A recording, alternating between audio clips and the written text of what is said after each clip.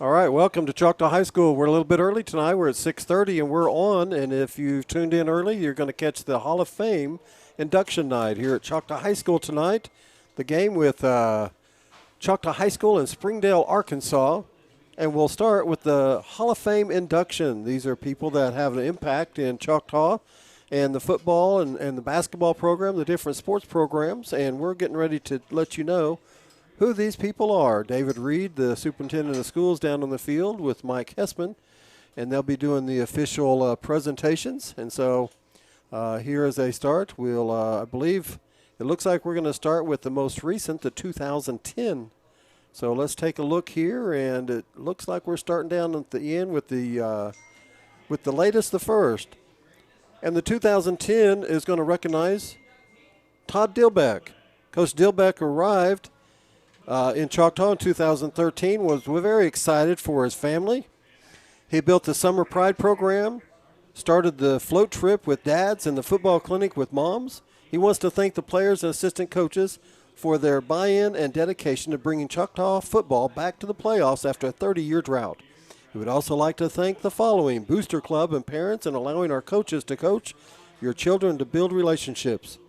Brandy Jordan, the backbone of the athletic department. He knows there were times he kept you spinning with his let's do this and let's do that, but she always smiled and got it done.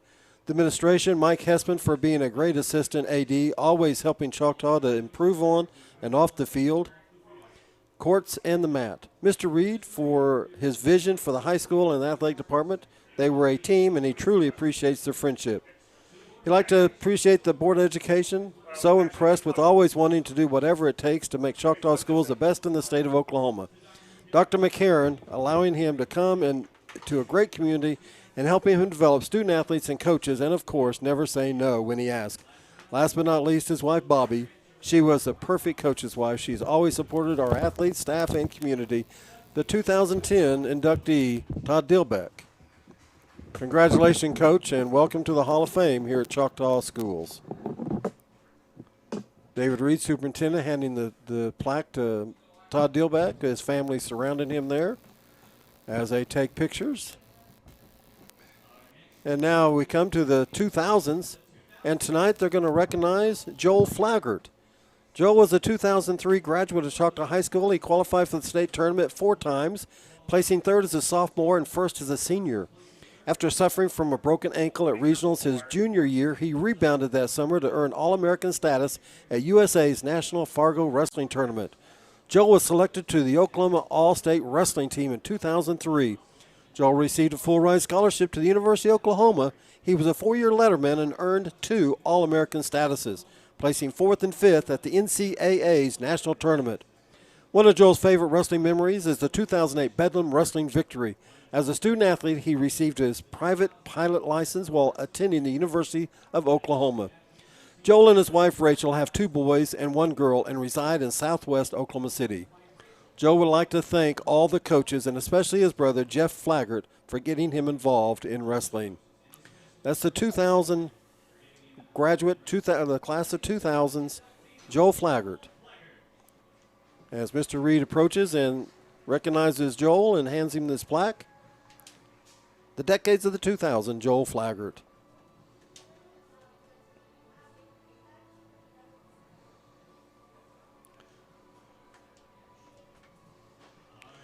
Our next recipient tonight is Ashley Swan from the 1990s. Ashley was a 1993 graduate of Choctaw High School. As a Yellow Jacket, Ashley participated in both softball and soccer, while she was all-district and all-conference in both sports.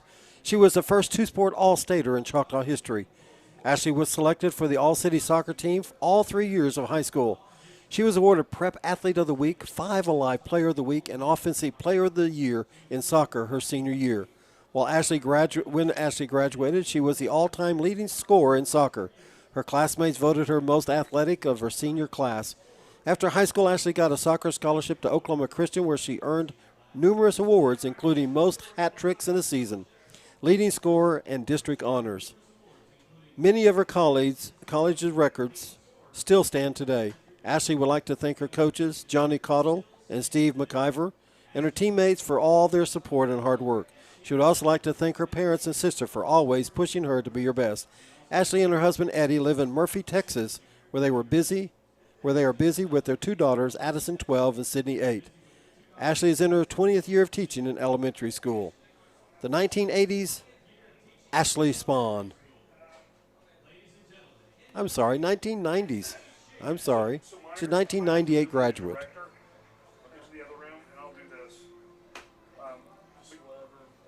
So let's move you for now, because it's going to take talent. Ashley Spawn, 1998 graduate. Our next recipient is going to be Gina York from the 1990s. Gina York Cheatham, 1991 graduate of Choctaw High School. She played both basketball and softball. She was a catcher and an outfielder with a batting average of .443 and was selected to the 5A West All-State softball team in 1991. Gina was also a 2-year starter at point guard for the basketball team. As a senior, she ranked in the top 10 in steals for the state of Oklahoma and was selected to the all-conference team. Gina comes from a family of Choctaw graduates and athletes. Gina's grandparents, Joe Kelly and Mildred Hicks, both played basketball for Choctaw in the 1950s. Her grandfather, Don York, was a fixture at Choctaw High School from 1960s through 1990s, where he did everything from assisting Coach Bill Jensen to maintaining a perfect football field at the old high school. Gina's parents graduated from Choctaw. Her mom, Gail Kelly, was a pep club member. Her dad, Jim York, played football, basketball, and baseball and was selected to the 1971 All-State baseball team. Gina went on to attain her bachelor's degree in accounting from the University of Oklahoma and her law degree from the University of Tulsa in 2000. Today, Gina lives in Edmond with her husband, Chad, and their 3 boys, Jack, Alex, and Joey. Gina says her time playing for the Lady Jackets was some of the best in her life and wishes to acknowledge her coaches, Coach Jenkins, Coach Canadaby, and Coach McIver, for guiding her to be the best player in person. She also says that any success she's had on and off the playing field is owed to the love and support of her family, especially her mom, dad, and brother. Gina would like to dedicate this honor in memory of her cousin Zach, who was one of the Lady Jackets' biggest fans. 1991 graduate, Gina York.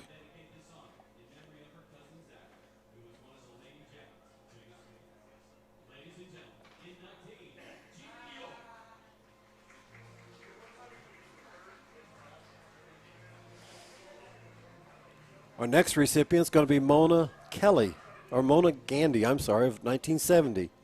The 70s decade. In 1972, after 12 years in Choctaw Public Schools, Mona graduated from Choctaw High School. The accolades that distinguished Mona for her honor were embedded in the life lessons learned by being a part of Choctaw High School ladies basketball program. Coaches Cynthia Cross and John Keeley had exceedingly high expectations for all of the young women in the programs. Their teamwork, achievement, and excellence were the core beliefs. Their 7th grade team never won a game. Their 8th grade, they broke even at 500. After that, Choctaw ladies never failed to make an appearance in the state tournament during her tenure. The team never brought home the gold ball, but left a lasting impression on their competitors.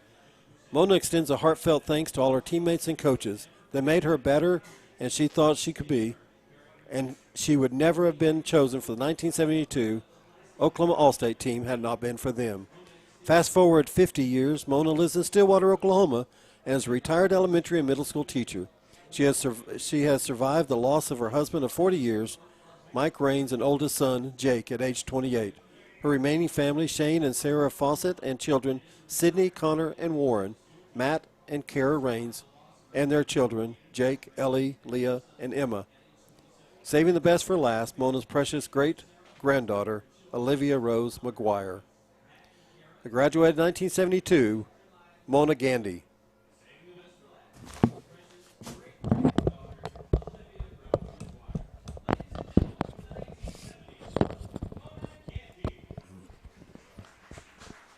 Mr. Reed now presents the plaque to Mona Gandy.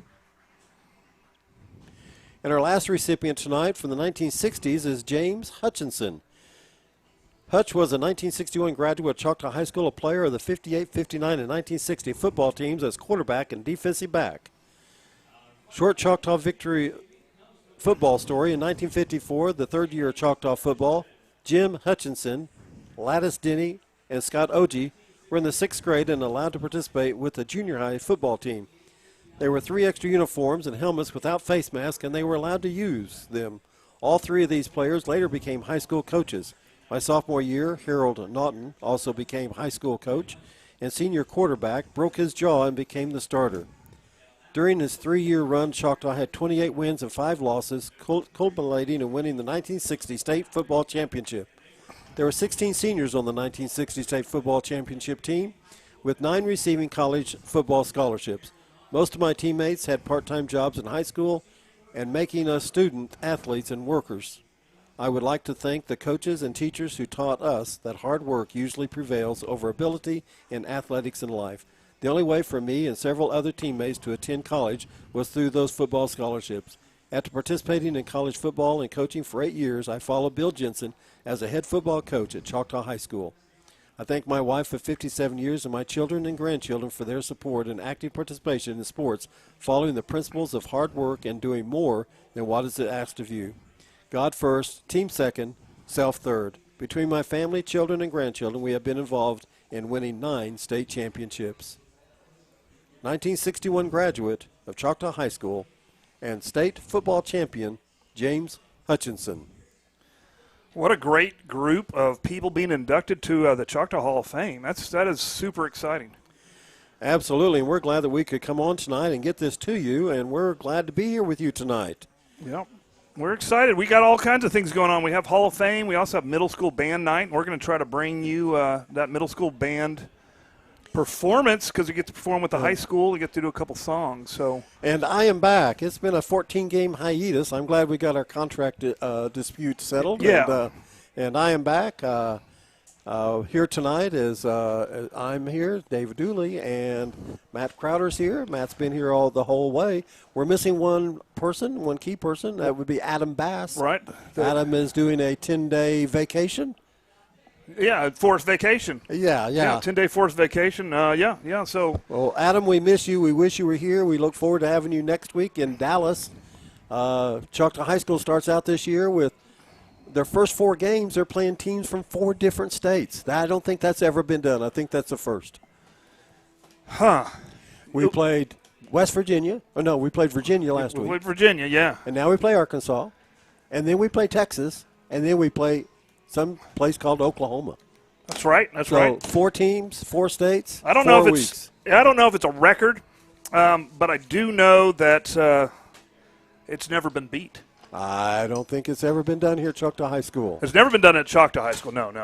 I'm throughout the state. Well, that's our record then. That's our record. Yeah, that's our record. So we can keep our records. Yeah.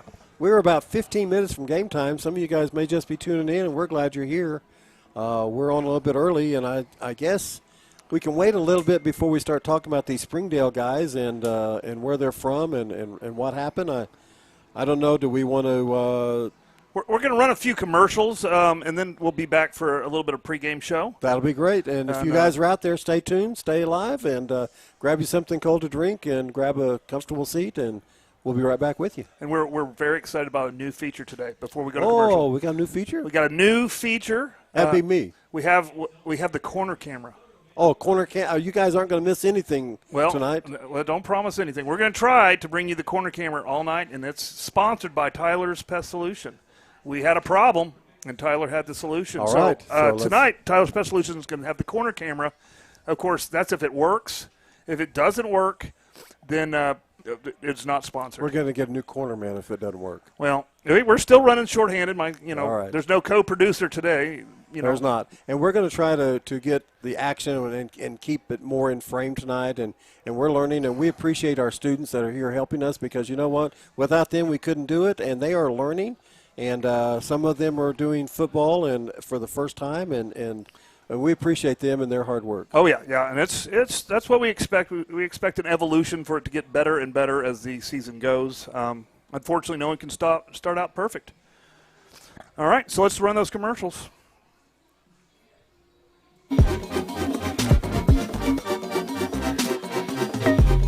I am Tech. I am Tech.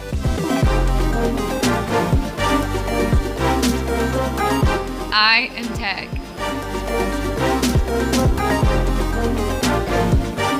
I am Tech. We are Tech. Tyler Pest Solutions, the gold standard in eastern Oklahoma County in pest control. Spiders, ants, fleas, scorpions, mice, rats, general pest control, termite control. We do it all.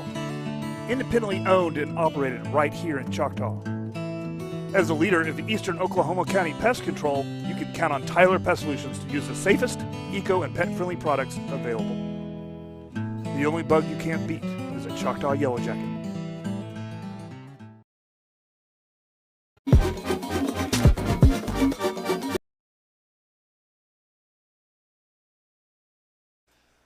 All right, we're bringing you the Star-Spangled Banner here. You probably will not be able to hear it right now. We will bring you the band. Well, we'll go silence for respect.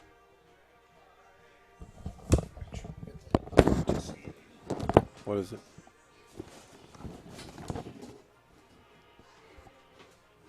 So the audio is on. I'm going to turn it off.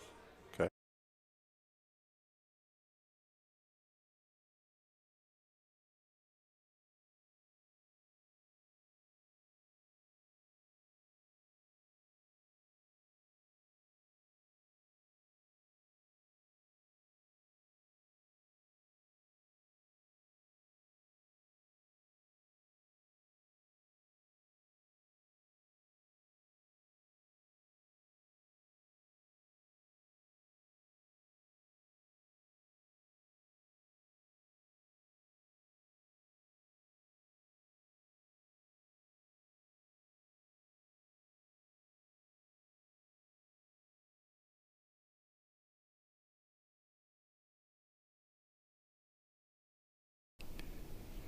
Hi, I'm Stan with SWM & Sons. We've been building in the eastern Oklahoma County area since 1982.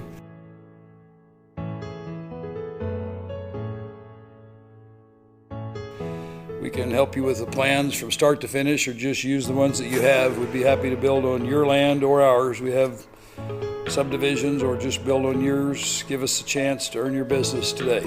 Thank you.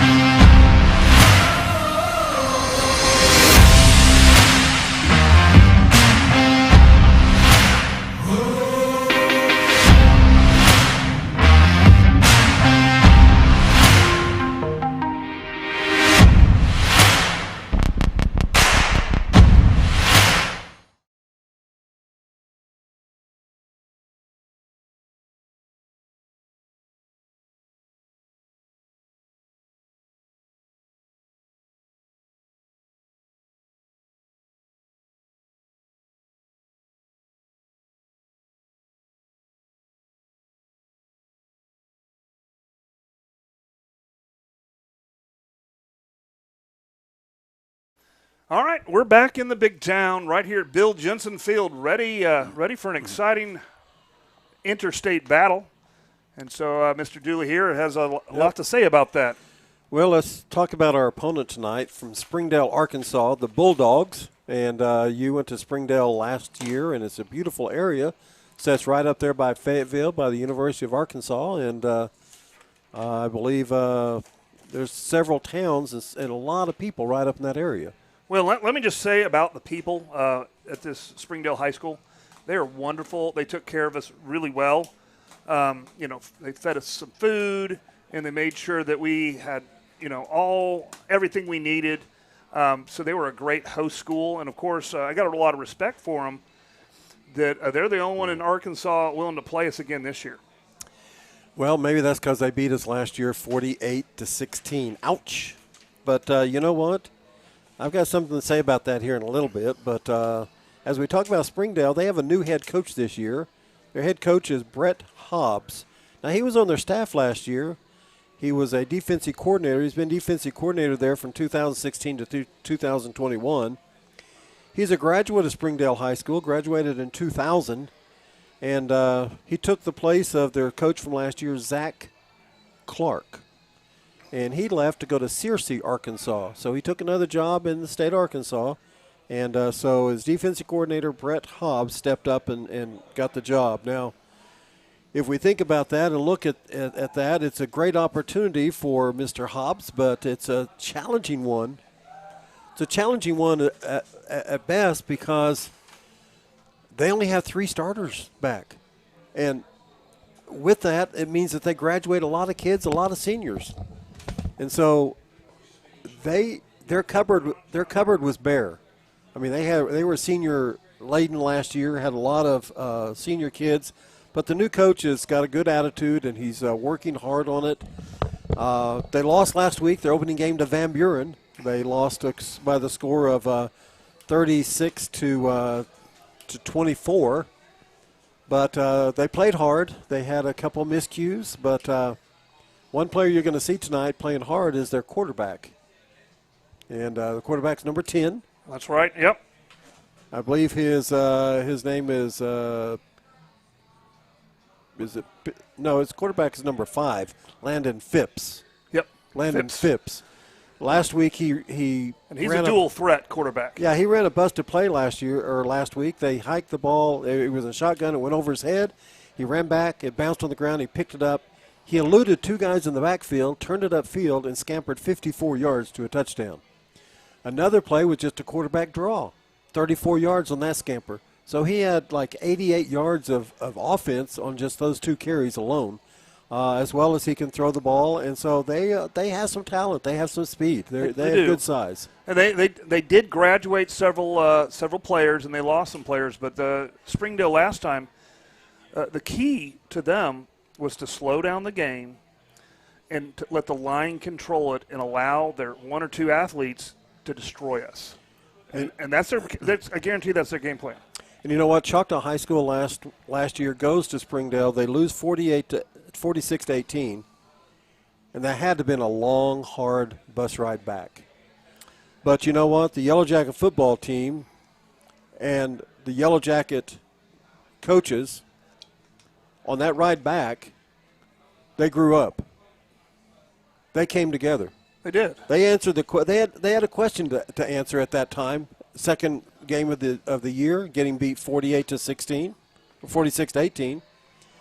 They had to say, are we going to be a contender or are we going to be a pretender? Everybody was talking about the program. Everybody was talking about how good they were going to be. Everybody talked about how great the season was going to be.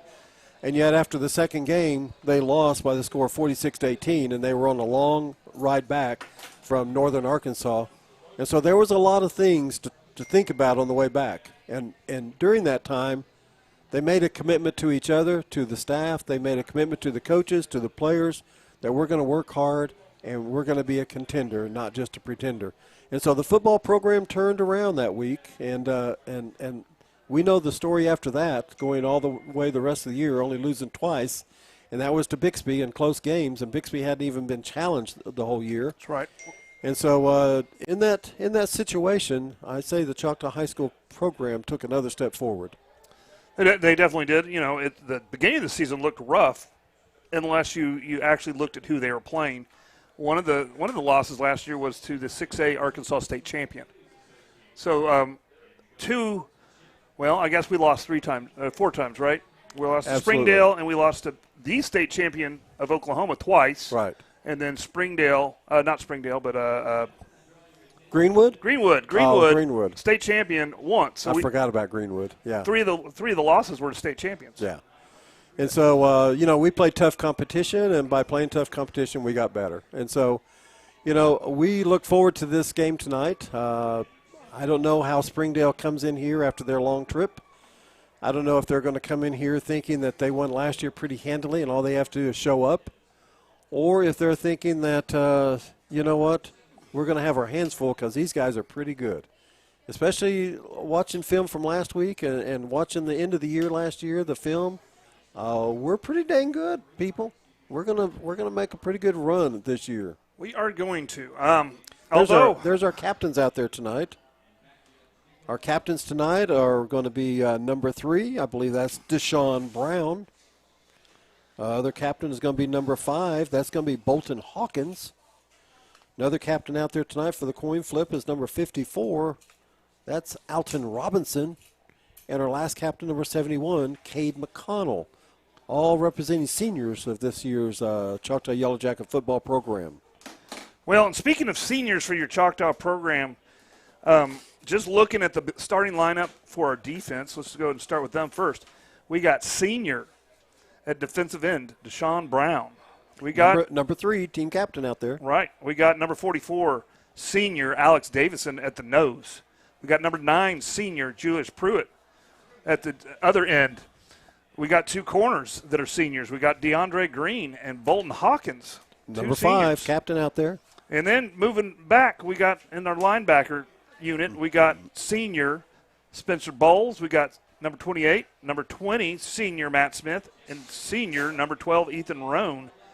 And at nickelback, senior number 26, C.J. Smith. This is a very, very experienced defense. Like it's probably the most senior team that we've had in a while. And you're going to have to wait to see them because we're going to get the ball. We are going to take the kickoff, and we're going to be defending the north goal. And so as we talk about our offense, we're talking about some juniors there. Number 17, the quarterback, Steele Wassel, a junior. Junior, yeah. Running back, number 15, Latrell Ray, a junior. And then we have, as an X, as a wideout, number 8, Jack Smith, a junior. As an H-back, Lamari Curry, number 2, he's a senior. Number 25, R.J. Jackson at the Y, a junior. Number 4, Jax Burchett, a senior, as a receiver. And then you got your line, and here you go, seniors. Left tackle, Cade McConnell, 71, senior. Left guard, 51, Aaron McCaffrey, senior. Center, 54, Alton Robinson, senior. Right guard, 73, Cage Butler, senior. Right tackle, 56, Brody Hoffman, a junior. And so as you can see, we have a lot of seniors both sides of the ball this year and in the starters, and we look forward to those seniors bringing that leadership and having those results. It's 20 seconds from kickoff. Well, any given year, if you would tell me that we're going to win, there they are running out the tunnel. But if you would tell me that we're going to win a silver ball this year, any other year, I'd say that'd be awesome. That'd be a great season. But these seniors, they don't want to win a silver ball this year. No, that's when they sat down and they looked at their goals for the year. Playing in the championship game was a goal, but finishing second wasn't a goal. They have their aspects, they have their eyes, they have everything focused on that gold ball that they saw presented last year across the field from where they were. To that team called Bixby. So this year, we want the ball coming to our sideline. Yes, we do. Yes, we do. One of the keys to that is staying healthy. One of the keys to that is avoiding personal fouls. Absolutely. Playing smart and playing with your head. You're using your athletic talent, but playing smart. And if you remember last year, we lost a key ingredient in the very first play of the very very first game. That's right. We lost a wideout that's now playing at the next level. And he was out all year and still was able to get a college scholarship. Right. Well, he earned it his junior year, and so He absolutely did. that hurt, and that was this game that he got hurt in. Kicking off for them is going to be number 46, Luis Flores. And so. Yep, Luis Flores. All right, we're getting this set up here. We got to check a pad on number 29. We checked a pad. They say he's okay. He can play with it. All right, I'm going to disappear for a little bit, make sure we get this first shot, and then I'll be back. All right, and we're back. And going back for us is number 2. That's Lamarion Curry back deep, along with number 15, Latrell Ray. They're the deepest backs.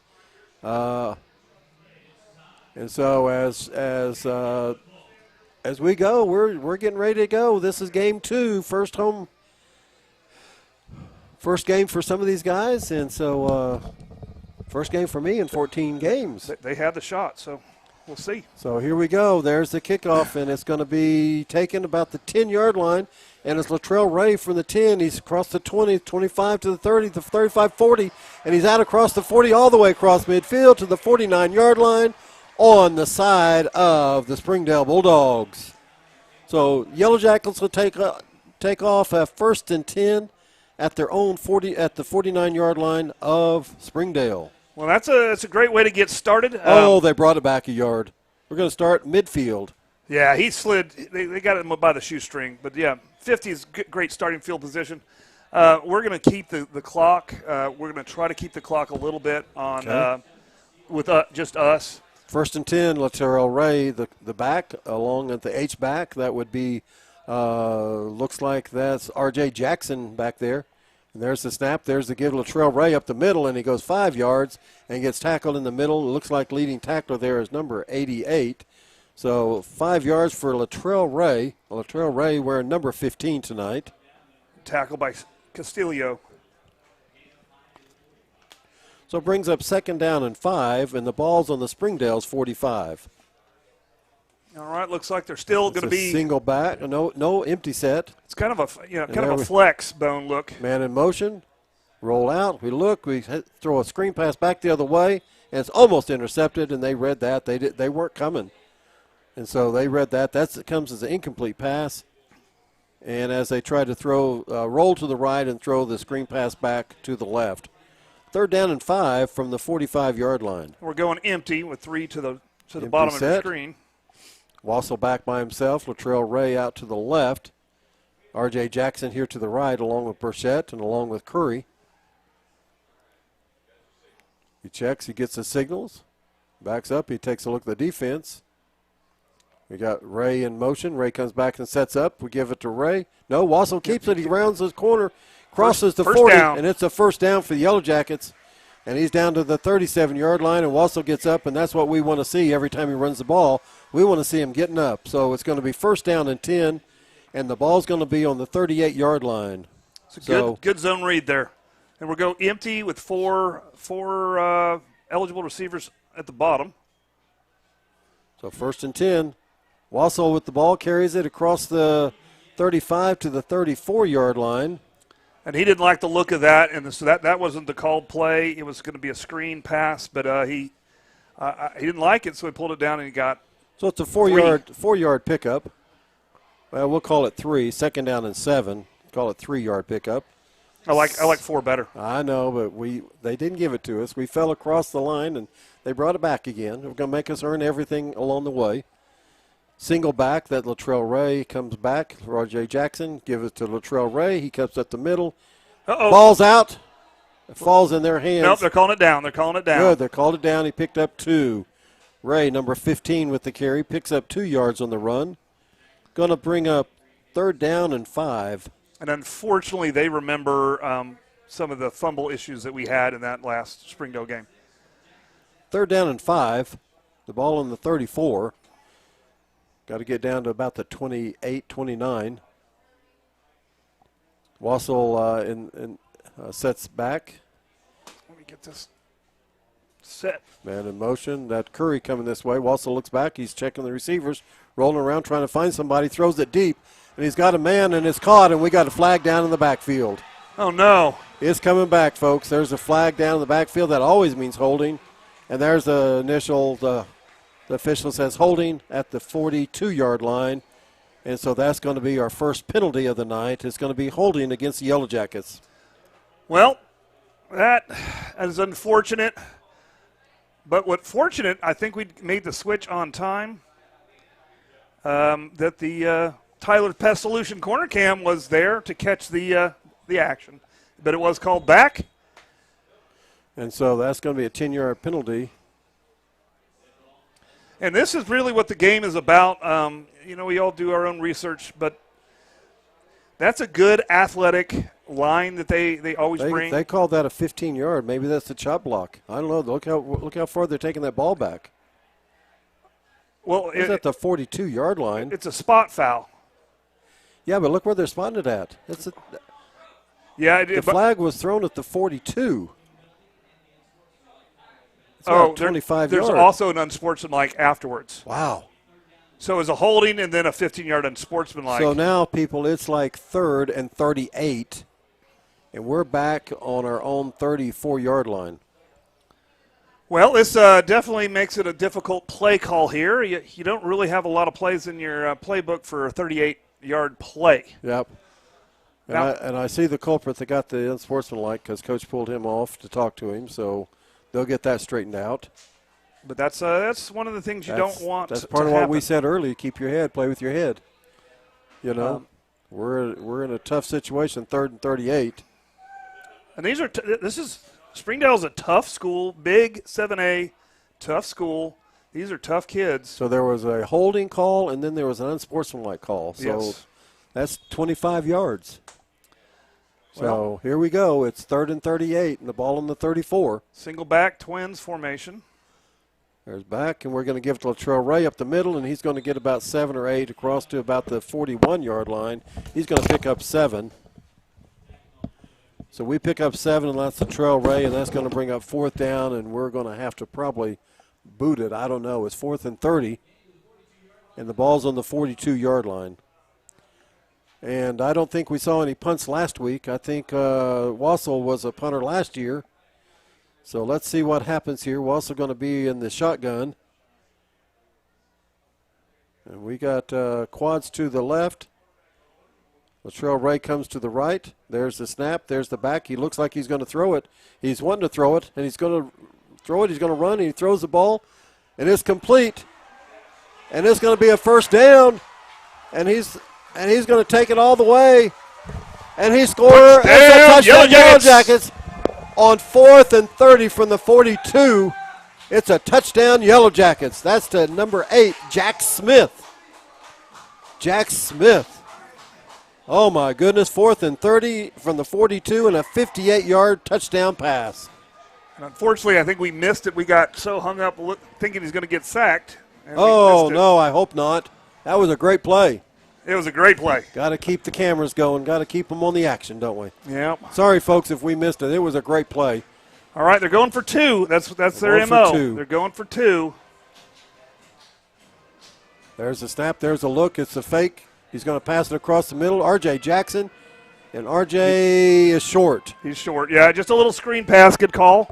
But didn't work. We're going to go right to our first sponsor here.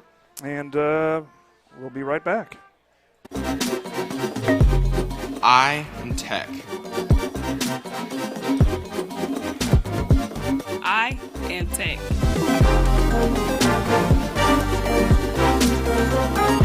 I am Tech.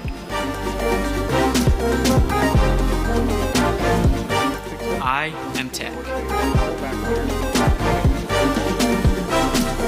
We are Tech. They didn't switch cameras when he threw it. They both were back here because he was about to get sacked, and then they lost it because the skill set is you got to take your eyes off the screen, find the ball, and then get the camera. But don't they have a wide-angle camera? Could they switch from the close to the wide? So far away. Hate that. I hate that too. All right. All right, as we're back, Yellow Jackets lead 6-0 at 8:48 of the first quarter. And doing the kicking chores for the Yellow Jackets, I believe that's our regular kicker, that number 35 for us. Okay, and that's Yowzy. 8:48. We're going to have to do the score out loud. 8:48 and a 6-0 Yellow Jackets score on their first possession, overcoming a 4th and 30 from the other side of the field. There's Yowzy's kickoff. They take it at the 10-yard line, the 15 to the 20, 25, the 30, the 35. He's going, and he gets tackled right at the 41-yard line, and that's a pretty good return. And here comes the D. Making that stop over there. It looks like it's hard to read those jerseys. It looks like it's number 23 made the stop. Looks like that's A.J. Lynch that was in on the tackle. And so they'll start 1st and 10, and the ball's on their own 40-yard line. So the defense here, you got the lead the first time you step on the field, and that's a pretty good feeling for the defense. Defense anchors in, and they got a double back, quarterback. They're tight set. They're all in there tight, jumbled. Quarterback takes it, gives to the fullback, and he gets about 3 yards in a cloud of dust. And it looks like the first person I said get up is Davison. And so that's going to be a pickup of 3, going to be 2nd down and 7. The ball's going to be on the 43-yard line. And this is their game plan right here. They're just going to try to keep the ball in their hands and dog it out, I think. Although they're an empty set. They got a man coming in motion back to the quarterback, sets up in the backfield, sets up, makes a motion again. Quarterback takes we run by him. He gets to the outside. He's pretty quick. He gets run out of bounds, looks like somewhere around the 45-yard line, picks up 2 yards. And that was Phipps, and that's going to be who we're going to call all night for them. He's that dual-threat quarterback, and he's going to try to run behind that line. Not much. It's still at the 43. I was going to say no yard, no pickup. It's still 3rd down and 7. And you know what? I mean, he's lucky he escaped because we were in the backfield. So here we go, 3rd down and 6, the ball on the 44-yard line. They're still in there tight. Takes the snap, he looks, takes the ball. There's the snap, he's back, he's wanting to pass. And we got people on him. Good coverage downfield. We sack him right there. That's Davidson. That's number 44 for your Yellow Jackets. And that's not a good sign if you're getting sacks from a nose guard.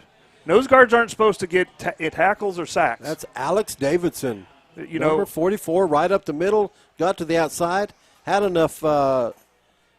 He was fast enough to get there. It's 4th and 14 now. The ball on the 36-yard line, and that's minus 7 yards on that run, or on that where they caught him. And Sringdale's getting ready to punt the ball back to us, and we got everybody up. There's the snap. They were coming. He's going to run for his life, and we're going to tackle him. And he gets tackled on the 22-yard line. And we tackle, and our helmet comes off. But what a tackle, what a pursuit. And so that's number 28 on your Yellow Jackets that makes that stop. And that's Spencer Bowles. And so the Yellow Jackets are going to take over 1st down and 10, and they are deep in Sringdale territory at the 23-yard line. So you can't ask for a better start than this for the Yellow Jackets. They overcame on the last 4th and 30 to score in a 58-yard pass. And now in their second possession, they set up at the 23-yard line. So the senior front line guys come up. They look at who they're going to block. In the backfield, it looks like it's R.J. Jackson, number 25, back there with Steele. The quarterback out there, number 7, Steele Wassel. Now we got double back. We give it to Lattell Ray. Ray goes up the middle, and he gets to about the 20-yard line. Looks like he gets 3, and that's going to be Latrell Ray, a pickup of 3 yards on that run. We'll bring up a 2nd down and 7, and the ball should be right on the 20-yard line. 2nd down and 7 for the Yellow Jackets. Latrell Ray came in motion, came back to the backfield, and took the handoff. We're getting the set. We're checking the set. Lamarion Curry goes out wide out to the right. Latrell Ray is the back. Steele also looks over the defense. Marks the play, gets back. He's looking to throw, and he throws it across the Ooh, middle. deflected. And it's deflected. It was intended. Looks like it's intended for number 25. Looks like it's for R.J. Jackson, and it's incomplete pass and almost intercepted. And that was deflected by Brandon Laughter. So 3rd down and 7, the ball on the 20-yard line. So he had plenty of time. The offensive line's giving him time to look around and find a receiver. Wassel back, empty set again, trips to the right. There's the snap, there's a look. Wassel rolls to the right, he looks, he wants to throw, he throws it deep. He throws it, and it's a touchdown pass. He threads it in there, and it's to Burchett, number 4, Jackson Burchett. 20-yard touchdown pass. And guess what? The Tyler Pest Solution corner cam caught the action. All right. Hey, it works, people. 20-yard touchdown pass to number 4, Jackson Burchett. All right. Comes at the 6:20 mark of the first quarter. That is correct. And again, we're going to be keeping the time not on the clock, but just vocally, we're just a little bit down. We lots of 2-point conversion. There's the snap. There's the look. It's the pitch to Latrell Ray. Hey. Latrell Ray just goes into the end zone, finds the corner, and the 2-point conversion is good. And there we go. Latrell Ray with the 2-point conversion. So now at the 6:20 mark of the first quarter, Yellow Jackets 14, Sringdale 0. All right, let's go to those commercials. Tyler Pest Solutions, the gold standard in eastern Oklahoma County in pest control. Spiders, ants, fleas, scorpions, mice, rats, general pest control, termite control. We do it all. Independently owned and operated right here in Choctaw. As a leader of eastern Oklahoma County pest control, you can count on Tyler Pest Solutions to use the safest, eco, and pet-friendly products available. The only bug you can't beat is a Choctaw Yellow Jacket. Hi, I'm Stan with SWM & Sons. We've been building in the eastern Oklahoma County area since 1982.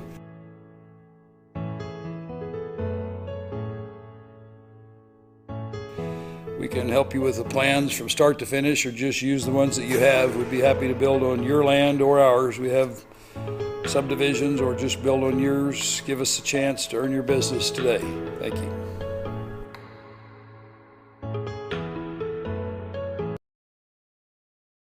All right, we're back. We're ready for the kickoff here. This is what we wanted. Yowzy tees it up. 6:20 left in the first quarter. There's the kickoff, and this time it goes to about the 15-yard or the 10-yard line. I'm sorry. And there's a return, and the tackle is made by number 45 for the Yellow Jackets. And that was a good downfield, good special teams, and that's going to be Gage Guthrie, a sophomore, number 45, on the tackle. That's the nice thing about the depth. We're going to see a lot of different players on special teams that maybe don't start because they could start. And you know what? They're also able to get some playing time, and the other guys can come off the field for a breather. And so that all helps both ways as far as experience and playing time and rest for the other guys. Okay, I'm going to fix this. This camera looks like they're fighting uphill, but we got the corner cam set. So here it is, 1st and 10, the ball on the 24-yard line. There's a snap, there's a look, there's the handoff to number 34.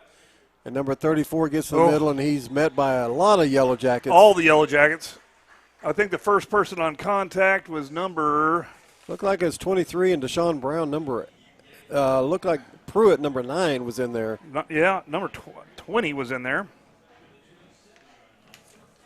So 2nd down and 8, and we're going to call it Number at 10 about was the in there. 27-yard line.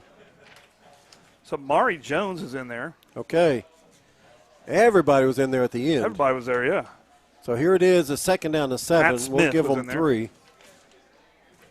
I'm on offense. Quarterback takes a look. Marks the signal. There he goes. He goes to the right. He hits the mesh point. And, man, you know what? We hit him right at the mesh point. My goodness. Yeah, that defense is just brutal. And let's see who that was that got him then. It looks like the tackler was number 26. Looks like that was C.J. Smith. Loss of 1 on that run. So 3rd down and 9. The ball on the 26. Third down and 9. And they're in motion, and we cross. We cross. They move, and we jump, and it's going to be another penalty against the Yellow Jackets. That'll be the third penalty. This one's going to be for 5 yards for crossing the line. They're all going to meet, but I believe it's going to be against us. No, it's motion. It's against them. So it's a 5-yard penalty for them. So that's going to go their way.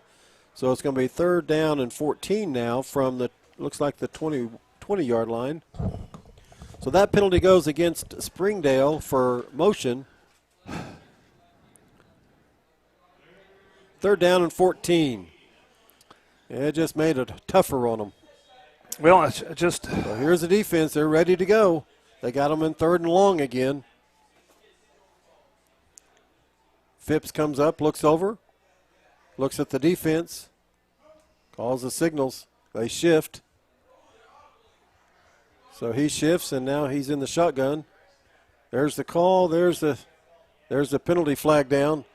And they got behind us. He throws it to number 5. There is a flag down. Number 5 is going to go 80 yards on the touchdown pass. Let's see what the flag is all about. Let's definitely see what Let's they see called what there. the flag's about. There is a flag down. And he'll let's get on that white hat. Here's the flag. Let's see what it is. No They're flag. Gonna wave the flag off. Oh my goodness! So they're going to call that a touchdown. 80-yard touchdown pass. Oh my goodness! With 4:31 left in the first quarter. It comes at 4:31, and Sringdale says we're here to play. Well, so he waves the flag off. There was motion over there, but he threw the flag and then he waved it off.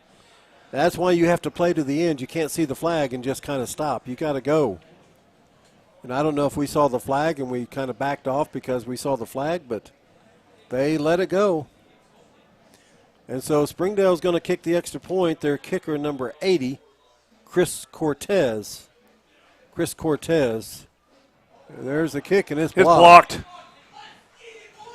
And you can't return it in high school, so that's it. It's blocked, and Springdale will only go up 6. So at 4:31 of the first quarter, it's Yellow Jackets 14 and Springdale 6. All right, we're going to commercial.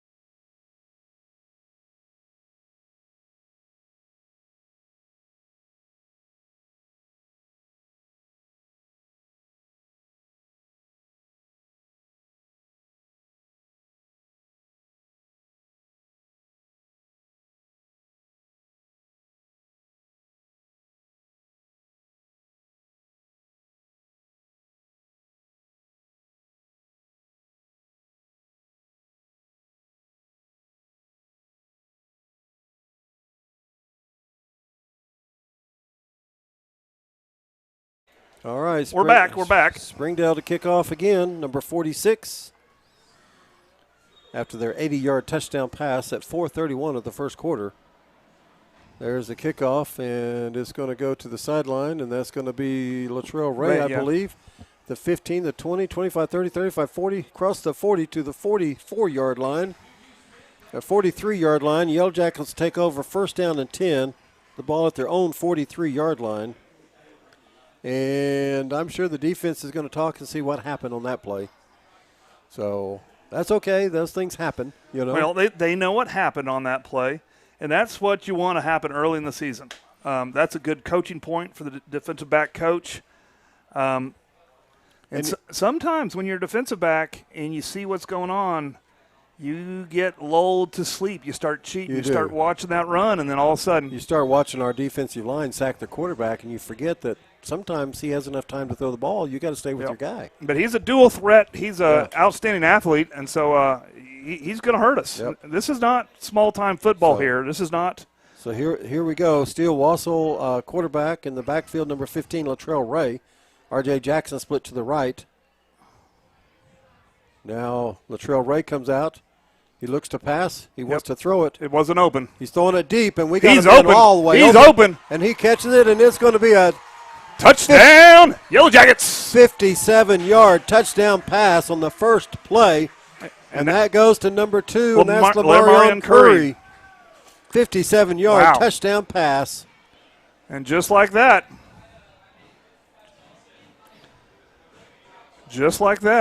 And usually they start kicking at this point, so let's see if Yowzy comes in the game. So it's 20-6. And Yowzy will be in the They're game. going to kick. I like this. They're going to let me get all my commercials in. And here's Yowzy, and that comes at 4:14. That comes at 17 seconds after Sringdale threw an 80-yard pass. We throw a 57-yard pass on the first play from scrimmage. And there's a flag. There's some movement. And that's going to be against, I believe that's going to be against Sringdale. I think they jumped across because their kid hit himself on the helmet when he come back across the line. Right. So that's always a sign it's against those guys. Oh, it's against us. Their guy hit himself on the helmet. Our coach is looking down like, what? What? Really? All right, so that'll be another penalty for 5 yards against us. And another referral to Middale Vision Source. There you go. So let's mark it back 5, and we'll kick a That's little fine. extra. No, yeah, extra point. Yowzy's leg, Oh, yeah. he was, of course, the hero of the Stillwater game. I believe he did kick a pretty good long one. This is going to be from the 15, so it'll be a 25-yard extra point. But his leg over the year has developed, and his power is Absolutely. about double. And his confidence is up there. Well, yes, but power is almost more important here. So here's Yowzy. We're down. There we go. Good shot. There's the ball. The snap's down. The kick's up, and it's way at the top of the. It's good. And that would have been good from another 20 yards back. So that's extra point kick for Yowzy. Well, and if you're looking, if you ever want free footballs, just buy one of those houses back there, and Yowzy will give you one. He sure will. He'll kick it in your backyard for you. I think you get to keep it, right? Is that the law? I think so. That's Okay. Tommy Yowzy, number 35. All right, we're going to cut to commercial, and we'll be.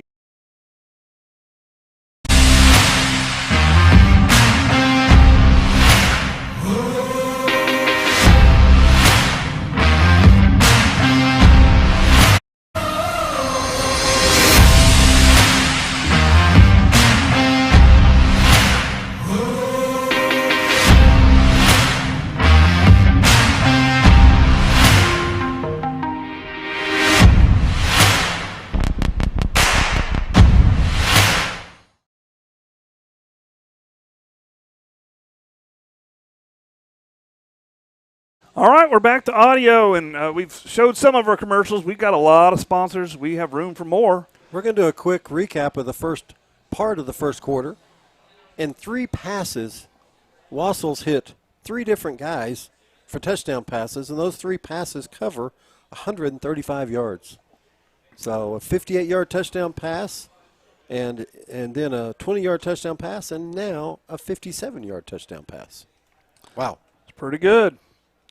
So, we'll Jack do the Smith, kickoff. Jason Burchett, and then Curry, the 3 recipients.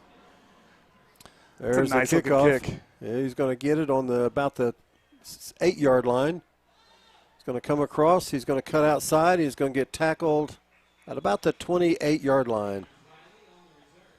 Yep, about the 28. So, Getting off the bottom of the pile is number 45 for the Yellow Jackets. And that's going to be Gage Guthrie again. He was in on the stop earlier. some of the sponsors we have again this year, we got EOC Tech. Of course, EOC Tech provides education for our students in various career fields and pre-college fields, but it also provides opportunities for local businesses, small businesses to rent space for training and other things. They do adults, they do students, they do nursing programs. They do framing programs. They got auto repair. They can hook you up. They can hook you up. So thank you, All right. EOC Tech, for being with us. 1st and 10, Again. ball on the 30-yard line. Sringdale once again on offense. So there's the snap. There's the call. He rolls out. He's coming around. We got pressure on him. He throws the ball, and the ball's incomplete. Complete. Oh, there's a flag down. We may have hit him, or there may be holding. I'm not sure. The flag's at the 25-yard line.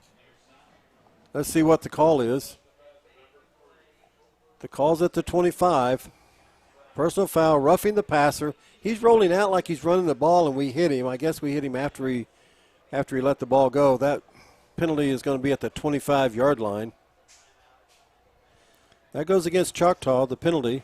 So we're winning the game in the penalties right now as well. So that should bring the ball up to about the 45-yard line. And that's another penalty. That's one more for 15 yards.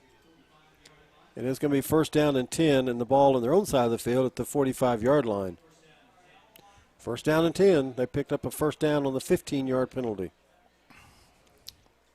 They have a full backfield this time. Looks like they're going to try to hand the ball off and confuse us who gets the ball. Phipps is there. You get ready to call the play. There's the snap. There's a look. He's back. It's a screen pass. It goes to number 30.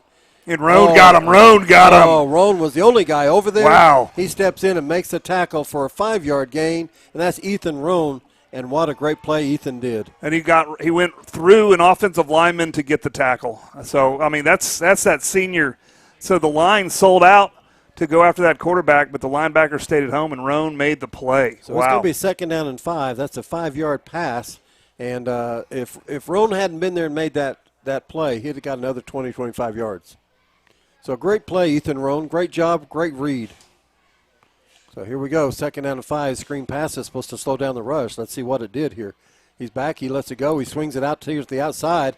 And we fight off the block. That's C.J. Smith, number 26, fights off the block and makes the tackle right there for no gain. And that's number 26, C.J. Smith. Good job, him. All righty. So pass is complete, but there's no gain. Third down and 5, and the ball at the midfield. I guess we'll give them 1 yard on that. Looks like they got 1 yard. Third and just a little bit here. Third down and 4, and the ball just across midfield. Here's the defense. They're getting lined up. It's super tight. No wide receivers. They're all bunched up in the middle. It almost looks like a punt, except for there's a quarterback under center. They tried to draw us off sides. Now they're looking over. He tried to draw us off sides. We didn't go. And now they call timeout because time was running out, and he tried to draw us off sides. He tried to pick up the 5 yards on penalty, but we've had enough penalties. We don't need any more, and so we said we're not going to go. We're not going to fall for that. No, we're not. So well, it's a 2:33 of the first quarter. Yellow Jackets up 21-6. So we're at a break here. We'll just go ahead and talk about some of our more sponsors. We also have Tyler Pest Solution is back, and they got a newer commercial. And you know what I found out? I found out a little bit about Tyler Pest Solutions. That's a Choctaw-raised young man that owns that company. Yeah. So he's Choctaw-raised, Choctaw-bound, and lives in Choctaw, and he knows what happens in this town. He knows what kind of pests there are in this town. He definitely knows what kind of pest, although I keep asking him every year. He won't let me treat for referees. He says that's illegal. Apparently it's a felony to maybe they don't have the right solution for him yet. Well, no, I think the solution is not keeping me out of jail. We can't treat for referees. But what his products are, they're family and pet friendly. Okay. And so that's really important. You want to kill the pest, not beloved. Not the pets. Not the man's best friend. The pest, not the pets. The yes. T and the S. Yes. Just switch those two. All right, we're in this weird formation again that looks like a punt, but third down and 4, and the quarterback's got 3 in the backfield. Number 10 takes the snap. He gives it to the quarterback. Oh, nice little run. They just put him back there to give him the ball and let him get outside. That's the quarterback. Yeah. And so number 10 comes in to take the snap, and the quarterback is their best athlete. He takes the ball and he runs with it, picks up the first down. And so they had to get the ball to him and had to get him back so he could get the edge. And so that takes it down to the 41-yard line of the Yellow Jackets, first down and 10 at the 41, and that's a 9-yard run for Sringdale. And they're going to stick with the Pinto to Phipps package. And that's going to be another 5-yard penalty as we jump across. And so it's going to be second down and 5, and now the ball is going to be at the 36-yard line. Well, yeah, this is a interesting formation that we just won't see very much this year, but they put their best athlete at the tailback, number 5. Phipps. And then Pinto is the quarterback, and they got 2 big old blocking backs, so they can go right, they can go left, and they can go straight up the middle. Yep. Unfortunately, there's no more directions. So let's see what happens here. He's probably just going to try to get the wide angle and get to the outside. But we've got speed on the outside. There's the snap. There's the look. There's the give. He's going up to the right side again. And it's their guy again. It's their Phipps, their quarterback that's now the running back. He picks up another first down and it's going to be a first down and 10. It just looks like just a simple little zone or ISO play. I'll pay more attention to the blocking, but it's a very basic, but you got to fill those gaps. 7-yard run. First and 10, the ball on the 29. And they've decided to put their best running back at the back and just hand him the ball and let him find daylight. And this is double tight. There's the snap, there's the look, there's the give. Same direction, same kid, same way. They run him out of bounds This time he gets about 2 yards. And he keeps going to their right side of their line, which they must feel is their best side of the line, because every one of these handoffs has gone over to their right side. Well, let's see who's lining up. Let's see who they're trying to avoid. Well, it could be that number 3 on this right side over here called Deshaun Brown. Well, if they're running towards him, they're not trying to avoid him. Where's he lined up? Looks like he was over here. I think we got. Let me see now. Let's see where he's lined up. Because right now they're playing a little bit differently.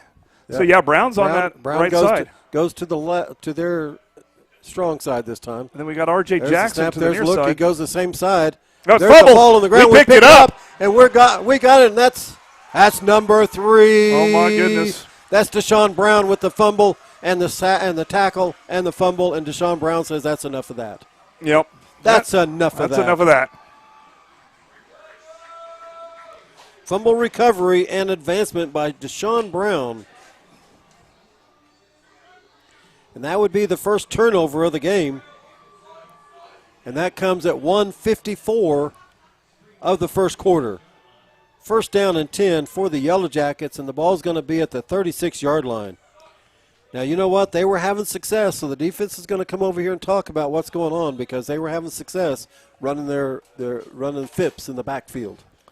We've got about 1:54 left in the first quarter. We're still in the first. Still in the first. Yellow Jackets want to put another 7 on the board. We scored every time we've had the ball. Here we go. Steele Wassel. Latrell Ray in the backfield. Oh. There's the pass out here. He swings it out wide. Oh, he's going to go. He's going to go. He makes a move, and he's gone. And that's a 36-yard touchdown pass on the first play. And Jackson Burchett, number 4, what a great block out here on the wideout. Jackson Burchett sprung him free, and he was gone. And that's a touchdown, Yellow Jackets. And that was Curry, right? That was Curry. 36-yard touchdown pass on the first play to number 2. And number 2 is Lamarion Curry. That is correct.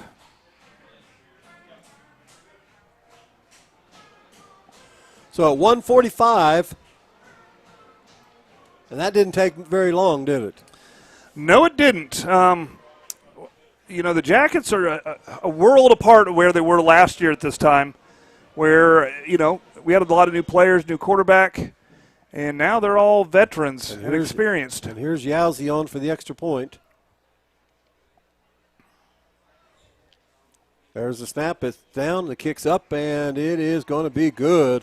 All right. And it is now 28-6. And let's get the holder out there for the Yellow Jackets. That holder is number 8. Jack Smith is the holder for Yowzy. And the kick is up, and it's good, and it's 28-6 with a minute 45 of the first quarter. All right, more commercials. Hello, my name is Dr. Tracy Gaspera, and I've had the privilege of providing dental care to the Choctaw community for over 10 years. And I'm Dr. Allison Porter, and I've been with Dr. Gaspera since June of last year. Together, we provide comprehensive dental services for the complete family. We provide fillings, crowns, bridges, orthodontics, Invisalign, extractions, root canals, and implant restorations.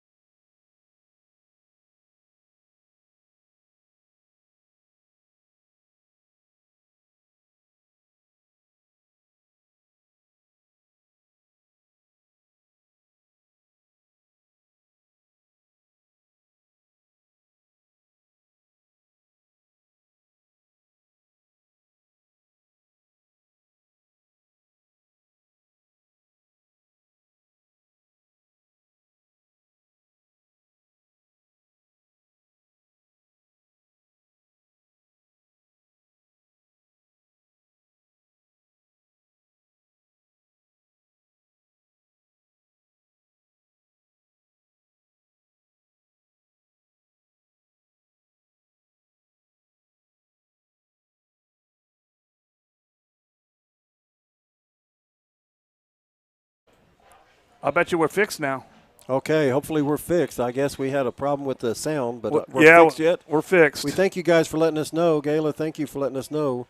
So it's 1st and 10 with 8 seconds left in the first quarter. There's the snap, the pitch, and there's Latrell Ray, and he's going to – oh, my goodness. He's going to find his way, and he's going to go, and he's going to – he's down at the 7-yard line. Oh, a 48-yard run by Latrell Ray. Let me make sure the corner camera's ready. So it's going to be a 1st and goal, and the ball's going to be at the 7, and that's a 48-yard run by number 7, Latrell Ray. And that's going to be the end of the quarter. So that is it. So we're going to run some commercials. We'll be right back.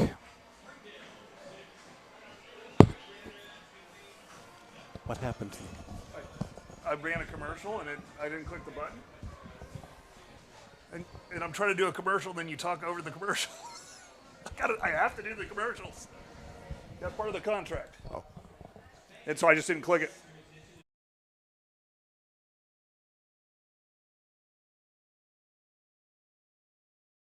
Hello, my name is Dr. Tracy Gaspera, and I've had the privilege of providing dental care to the Choctaw community for over 10 years. And I'm Dr. Allison Porter, and I've been with Dr. Gaspera since June of last year. Together, we provide comprehensive dental services for the complete family. We provide fillings, crowns, bridges, orthodontics, Invisalign, extractions, root canals, and implant restorations.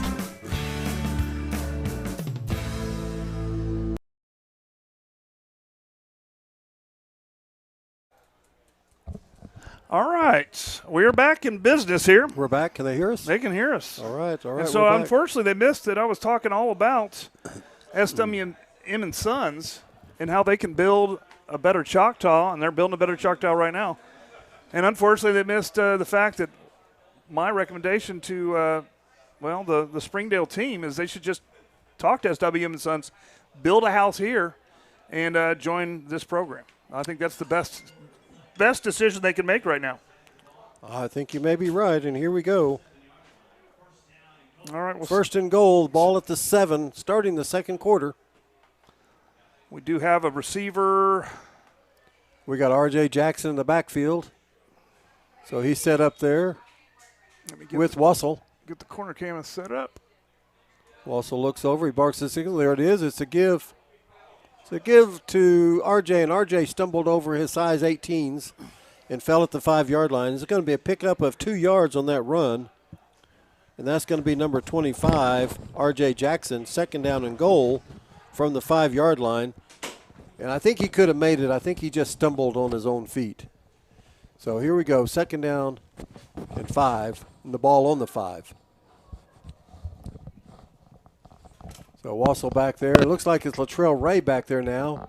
He fakes it to Latrell. He sets up, he passes, he throws it in the end zone, and there's a touchdown pass. Yellow Jackets! That's to Lamarion Curry, his 3rd of the game, a 5-yard touchdown pass to number 2, Lamarion Curry. Well, that's not too shabby. And so, a lot of the statistics from last week, they weren't as well earned. And, of course, we pulled out the starters quickly. This is not the same team. This team is a legitimate 7A, very large Arkansas high school. Choctaw would be in Arkansas, we'd probably be a 6A high school. We got a player down? It looks like we do have a player down. We said one of the goals was to get out without injury, healthy. So we're not sure who it is. I believe it's one of our linemen. Hopefully it's nothing major. Coaches are out there. Our trainer's out there, Robert Polk. Wassel going to go out and check on his important guy out there. Steele Wassel takes a walk out to check on him. So he's up. We're getting him up. He's on his feet. So there he is. All right. It looks like it's number 71. That looks like it's going to be our Cade McConnell, our senior, that was down. Looks like he's up walking. He's just kind of looks like that left leg is kind of gimpy a little bit. Well, he's at that left tackle position, and so you can you definitely can get where that foot or leg gets twisted a little bit. Dinged up a little bit. Now, he's got a college ride next year. But look at him now. Yeah. And he's got a college ride next year, and Steele Wassell's out there jumping around saying, come on, Cade, come on, shake it off. See, when I was in college, they didn't have any rides. We had to go to class. What kind of college has rides? Oh, they give them rides now. Is it like Disney College? It's scooters. Scooters? Yeah, scooters. Their rides are scooters. Yowzy in to attempt the extra point. First time in the north end zone. And we hadn't talked much about the wind because there's not much. There's not much. So, those flags are still. Oh, there's a. It's kind of a kicker's dream where it's still there. Smith looks, asks for the ball. The ball's down. The kick's up. The kick is through the uprights. And that's another extra point. And now it's 35-6 with the extra point conversion. 35-6. I don't know what that noise is. It's not us, and it's not mice, and so we're good. So to start the second quarter, Yellow Jackets score again. This time we're 39 seconds into the second quarter. Okay. It comes at 11:21 of the second quarter. Well, let's go ahead and cut to a commercial and make sure that you're seeing this game clearly. Vision Source, Midwest City. We believe life is all about your vision. How clear is your vision? Vision Source Midwest City is the leading provider of optometry services and vision care products in the Choctaw and Midwest City community. And we want to help you achieve and maintain a clear vision for years to come.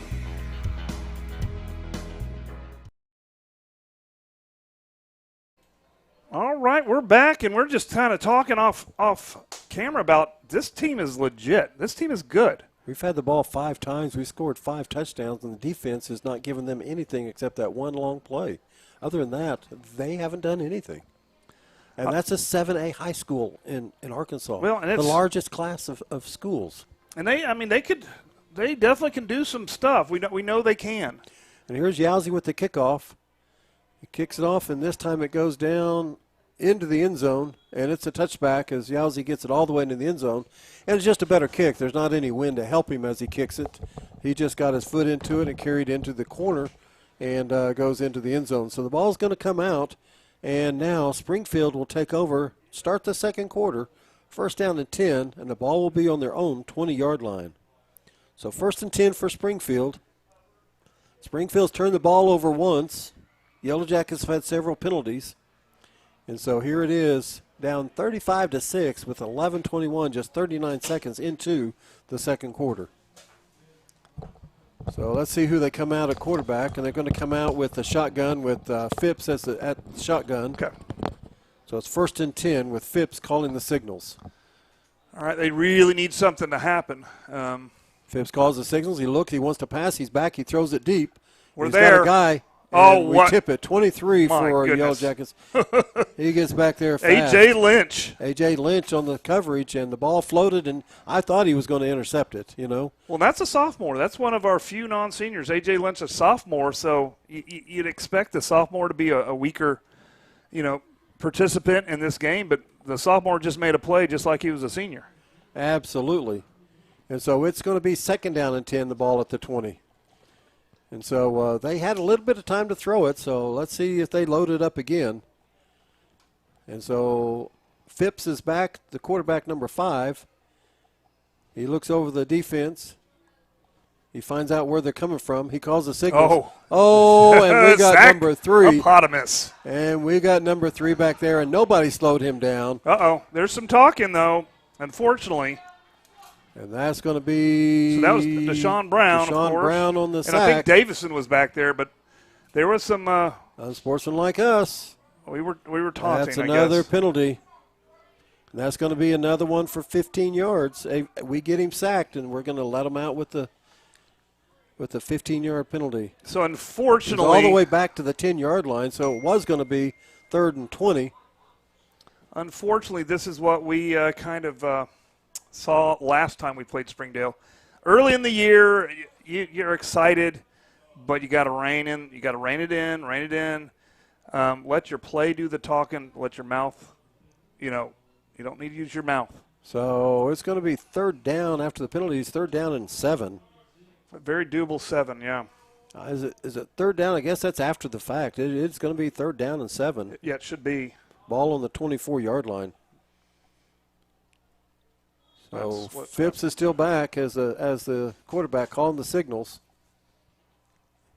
He calls the signals. He wants to pass. He's back. He gets hit right there at the middle, and that's going to be number 9. Number 9 for the Yellow Jackets. That's Julius Pruitt. Julius Pruitt gets the sack, and that's going to bring up a 4th down and 11. That's -4 yards, and that's a sack. Goes to Pruitt.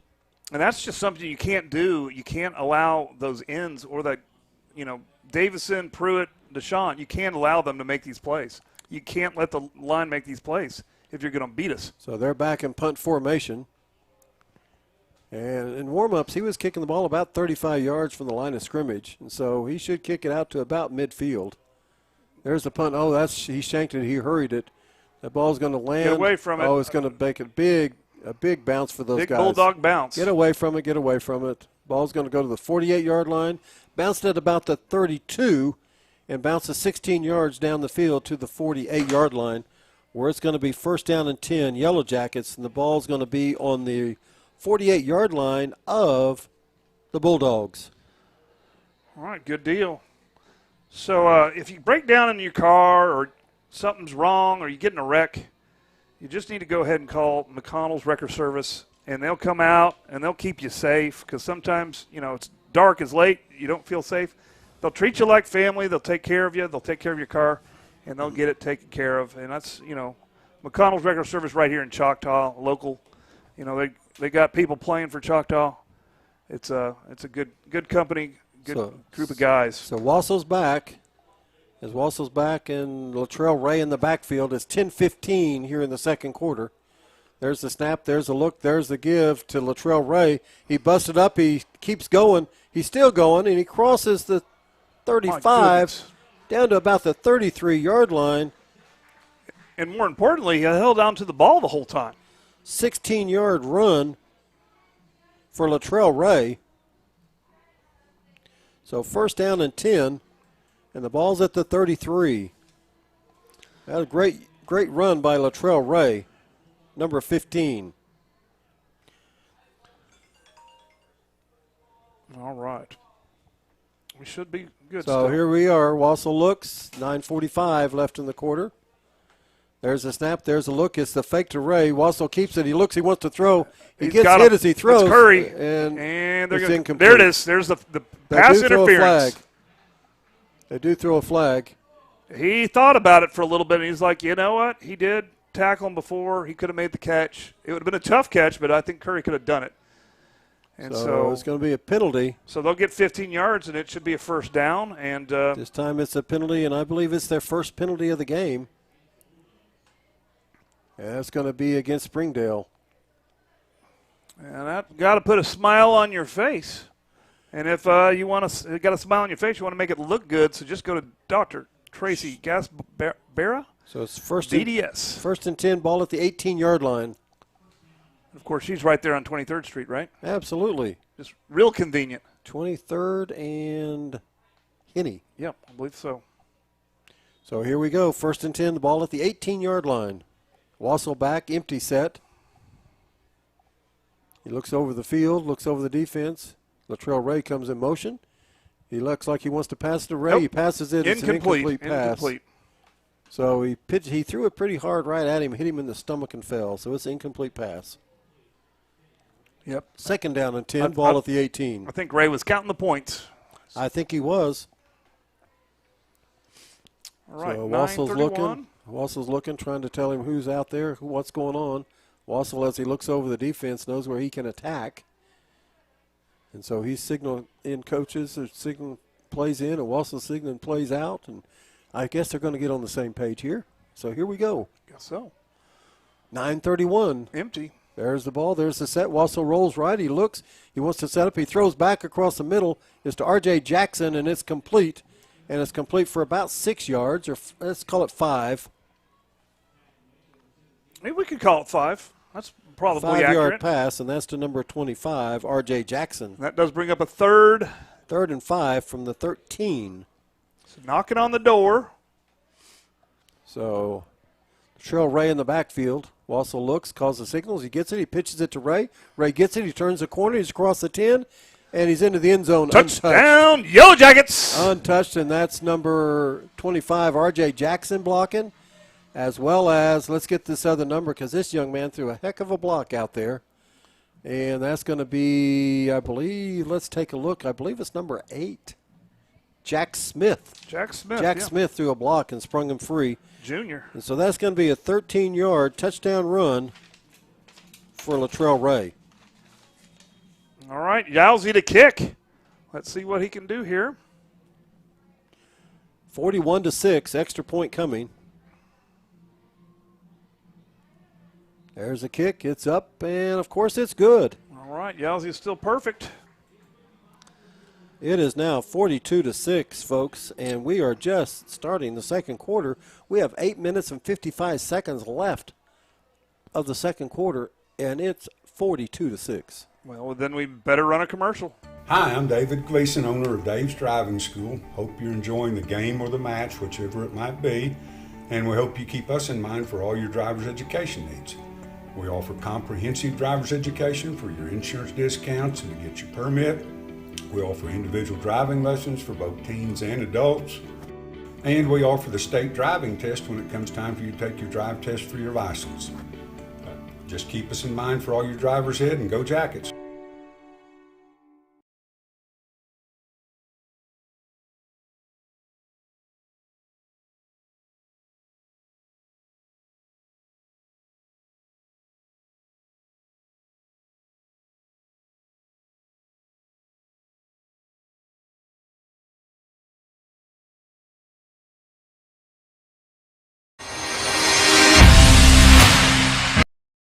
We're back. I accidentally started a commercial. We're back with 8:55 left, and we're kicking off. Yowzy kicking off at 8:55. The Yellow Jackets up 42-6.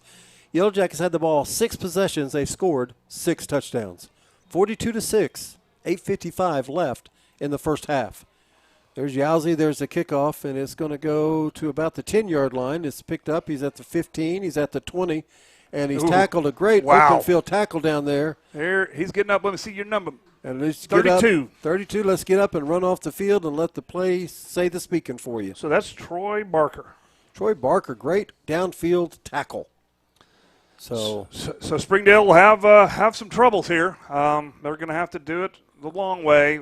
8:50 left. The ball's right at their 20-yard line. Let's see where they spot it. Right on the 20. 1st and 10. And let's see who they come out. They come out with Phipps in the shotgun. So at this point, I think they're just going to be throwing. There's the back. He's back. He looks. It's a screen pass, and he completes it. And he's running, and he's taken down. That's a good and little it comes run. out to the 45-yard line. So that's a 25-yard pass. And again, to slow the rush down, you throw the screen pass. It's a nice little, I believe that was Sparks for the Bulldogs with that nice little play. So it's 1st and 10, 8:41. And the ball's on the 45-yard line, 25-yard pass. Phipps makes the call. He looks. He wants to throw it again. He has time. He throws it across the field. Almost intercepted. Almost intercepted. Oh, my goodness. He had it. He had it. We had 2 hands on it, and we had our head on it, and C.J. Smith had his arms around it. But that was Matt Smith with that play. And it still failed. Number 20, Matt Smith. Matt Smith had it all over him. It looked like he was the intended receiver. But, yeah, he's at that middle linebacker spot, and then a lot of times the quarterback doesn't see that middle linebacker just standing there to pick off the pass. No, and he's running, trying to find his man and trying to play defense, and ball comes at him, and he's got to shift gears. We're coming after him. 2nd down and 10. There's the snap. There's the look. There's the throw. He's throwing it deep. Good coverage, and it's out of bounds, uncatchable. No flag. And that is great coverage out there for our Yellow Jackets. That's a one-on-one coverage for our Yellow Jackets out here, and that's number 10. Amari Jones, yeah, and he was right there in the breadbasket. He was right there. He had equal right to the ball. There's no way that was going to be a catch. We had the inside, so we were pushing the receiver to the outside. And if he had caught it, it was going to be out of bounds because we had him right there on the sidelines. 3rd down and 10, ball on the 45. Official blows his whistle. Let's see what's going on here. Oh, they got an injured player down. No? No, he's they want the ball spotted. Oh, they want a different football. But that's our football. That's not usually how it works. We may have threw the wrong football when that pass was incomplete. And they said, that's not our football. Yeah, I don't know. That's an interesting thing. Football substitution. Football substitution. All right, 3rd down and 10, ball on the 45. Here you go. Phipps looks over. He calls. There's the snap. He wants to throw. He throws the screen pass back the other way. And we we're catch all over him this from one. behind, and this time we get him. It's across midfield. Still about a 6 yard Six gain. or 7 yard, and so once again a screen pass to slow down the rush. So they've completed 2 screen passes, and it's going to be 4th down, and looks like it's going to be right at 4-yard lines. 4th and 4, and ball on the 49-yard line. 4th and 4. All right, and they got Phipps back in the backfield. They brought number 10 as quarterback in. So there's the snap, there's the look, and this time he's going to throw it. He's going to good coverage, double coverage. Double coverage, and he throws it too long, and we got 2 guys on him. We got Brandon Hawkins on him, and Brandon Hawkins with him, along with number 23 for the Yellow Jackets, and that's going to be A.J. Lynch, and the 2 of them had the receiver shadowed. And that was on a 4th down play, so that's a turnover on downs. Well, it was worth a shot. That was almost a P for K, but no one caught it. And that wasn't Phipps throwing, because every time the quarterback's been back there, he's gave it to Phipps. And so this time, I guess number 10, their quarterback, which is let's see who that quarterback is. He's taken several snaps tonight. That's a Pinto? Kane Pinto. Yeah, Pinto. He threw it this time instead of handing it off, and so it was incomplete. All right, I hope you're all out there watching in TV land, and I hope that you have your big screen TV on, and I hope you got your Middell Vision Source glasses so you can see the crystal clarity that we can deliver to you the best we can. There's a look, give to Ray. Ray goes around the right side. He finds room. He crosses 10 yards. He's going to go. And he's got the speed, and he turns on, and he cuts it back, and he finds the open field, and nobody's going to touch him. Touchdown, Yellow Jackets! And that's going to be a 51-yard touchdown run by Latrell Ray. Oh, my goodness. Wow. So, 48-7:33 left in the second quarter. One play. We're about 2 points away from half 100. One play, one touchdown. The 3rd time in this game that we've scored on the first play from the line of scrimmage. See, the problem is for them is we have athletes all over the field, so you can't double up just one of them. No, we'll throw or we'll run. We dual threat. So Yowzy here. It's up and it's good. And we did feature the corner cam, the Tyler's Pest Solution corner cam. And so hopefully that's working. Hopefully you can tweet at CHS Yellow Jacket guys that you're liking or loving, one of the two, liking or loving or hating. Just tweet us. Tell us what you think about the Tyler's Pest Solution corner cam. That was an 11-second drive from 7:44 in the second quarter to 7:33. It took him 11 seconds to go that 51 yards, dodging traffic along the way. Well, Dave's driving school, they'll teach you both how to dodge traffic, but they also recommend not doing an 11-second drive. They'll get there in a hurry. You put it in overdrive. Dave's driving school will teach you how to get there alive, and that means to follow the rules, and maybe it's okay to take a couple extra minutes. But Dave's driving school, of course, is back with us again, and we'll see their commercial in a little bit. I tell you what, Latrell Ray's not going to have to wash his uniform after the end of the game because you know what? He hasn't been touched. He has not been touched. That's true. That's true.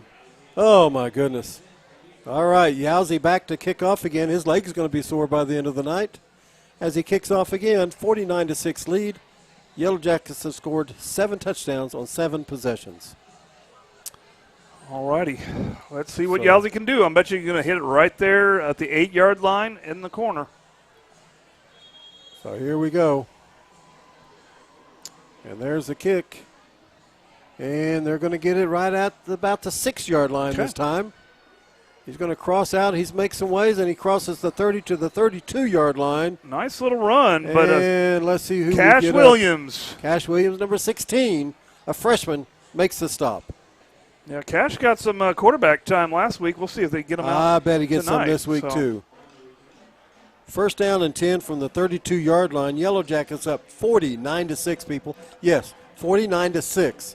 And there's still 7:26 left in the first half. And they've done it through the air, and they've done it on the ground. Well, when things are going your way, that's great. But when things aren't going your way, that's when you depend on your insurance to help out. And so Darren McKelvey at Farmers Insurance, he'll get you insured no matter your need. There's the snap, there's the give, and Phipps takes the ball, hand it off. And Phipps now as the running back. They got to make something happen. This is so he gets about 3. You know, we got all the seniors. They lost a lot of their seniors. Yes, and so they did. They're still a big school, and they still got some players. But, man. Second down and 7 from the 35. They definitely don't have a solution for what we're bringing. And so they've got Phipps in the backfield. So it's going to be snap it and give it to Phipps game. They were a little bit early that time. Phipps gets it, tries to turn the corner, and he gets hit, and he picks up about 3 to the 38-yard line. Brings up third down, and looks like about 3.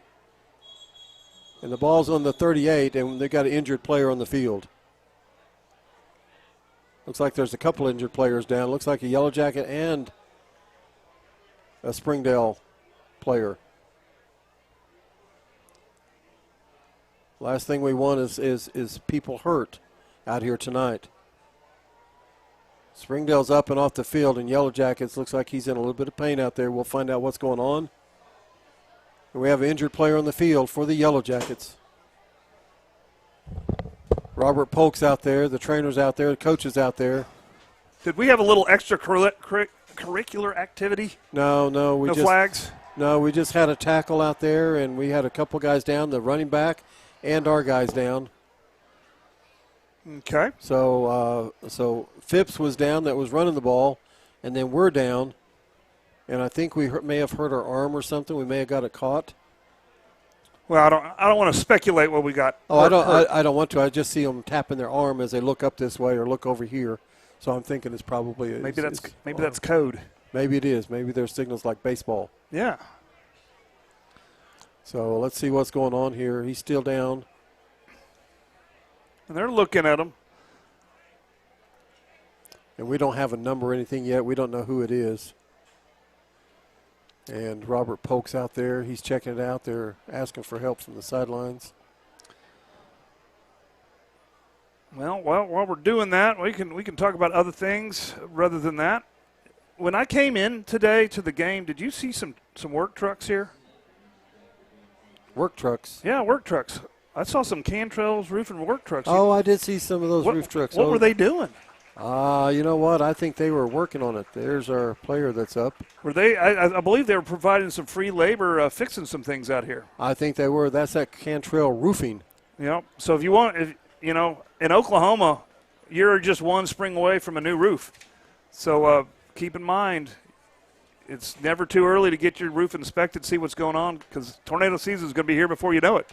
Absolutely is. And they'll come out, inspect your roof, work with your insurance company and everybody. Cantrell's Roofing, that's where to be, and that's, of course, a local company. Number 13, Will Smith, the injured player, but you know what? I think he's going to be okay. He walked off, and I think he's going to be okay. I think he just may have got hurt just a little bit. So yeah, we're back to play with 6:14 left. There's a give They're to just gonna dive up the middle. Dive up the middle. He gets nowhere. Going to bring up a fourth down. Nothing on that run. And they're just keeping the clock running as they're giving the ball up the middle. We've got 6:02 left in the half. Fourth down and 3, and the ball on the 39. And here comes Phipps back in. Phipps is back in, number 5. He had to go out. He was hurt on that play as well, so he had to sit out a play. Well, that's why they ran up the middle. They just wanted to get him back in. Fourth and 3. And it looks like they're going to be and Phipps is a tailback again. So that's that Pinto-Phipps combo. Tried to draw us off sides. We didn't jump off sides. There's the snap. There's the look. There's the give. And it's short. And he's going to be short. He's going to be stacked at the 40. It's still moving. Oh, they're still moving. And so he might have got it. They're going to give him the first down because the whistles didn't blow till he got pushed across.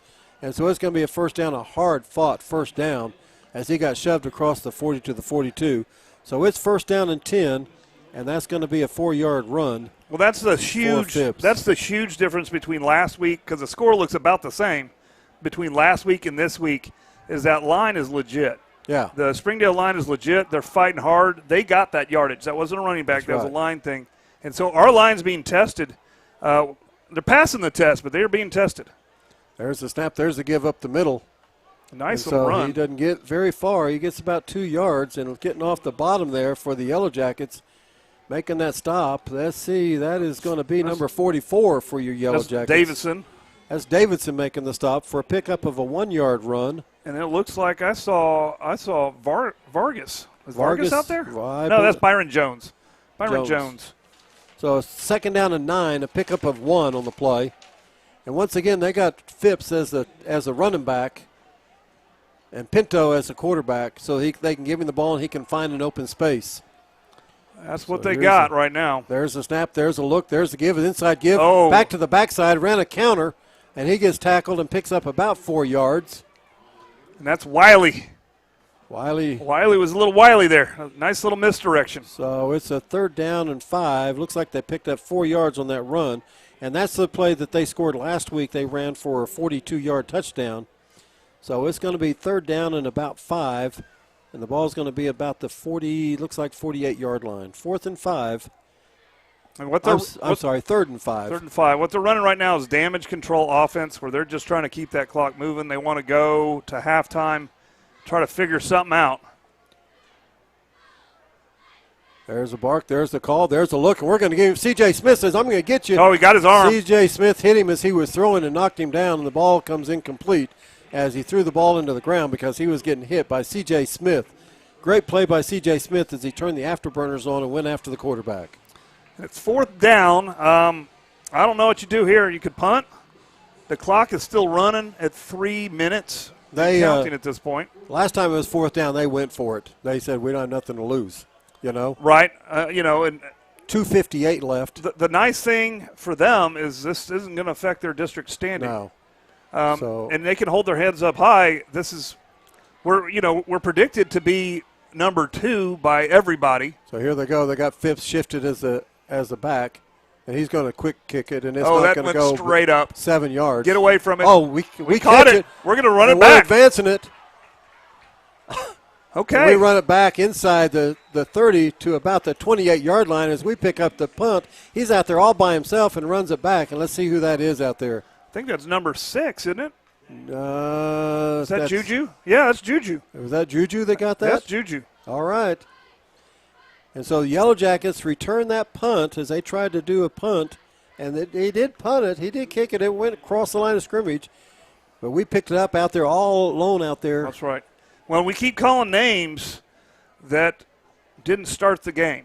That's true. So coach is playing players already, unfortunately, when you replace Green with Juju, you don't lose much. You might not lose any. Guys, get your helmets on. You got to have your helmets on running out there. You can't go out there without your helmets on. There we go. We got Latrell Ray in the backfield, and we got Steele Wassel, and it's 2 minutes left. 2:09 left in the we got first that half. Tight to the right. There's a snap. There's a flag down. Yeah, Wassel's getting chased. He's running for his life. Throw it away.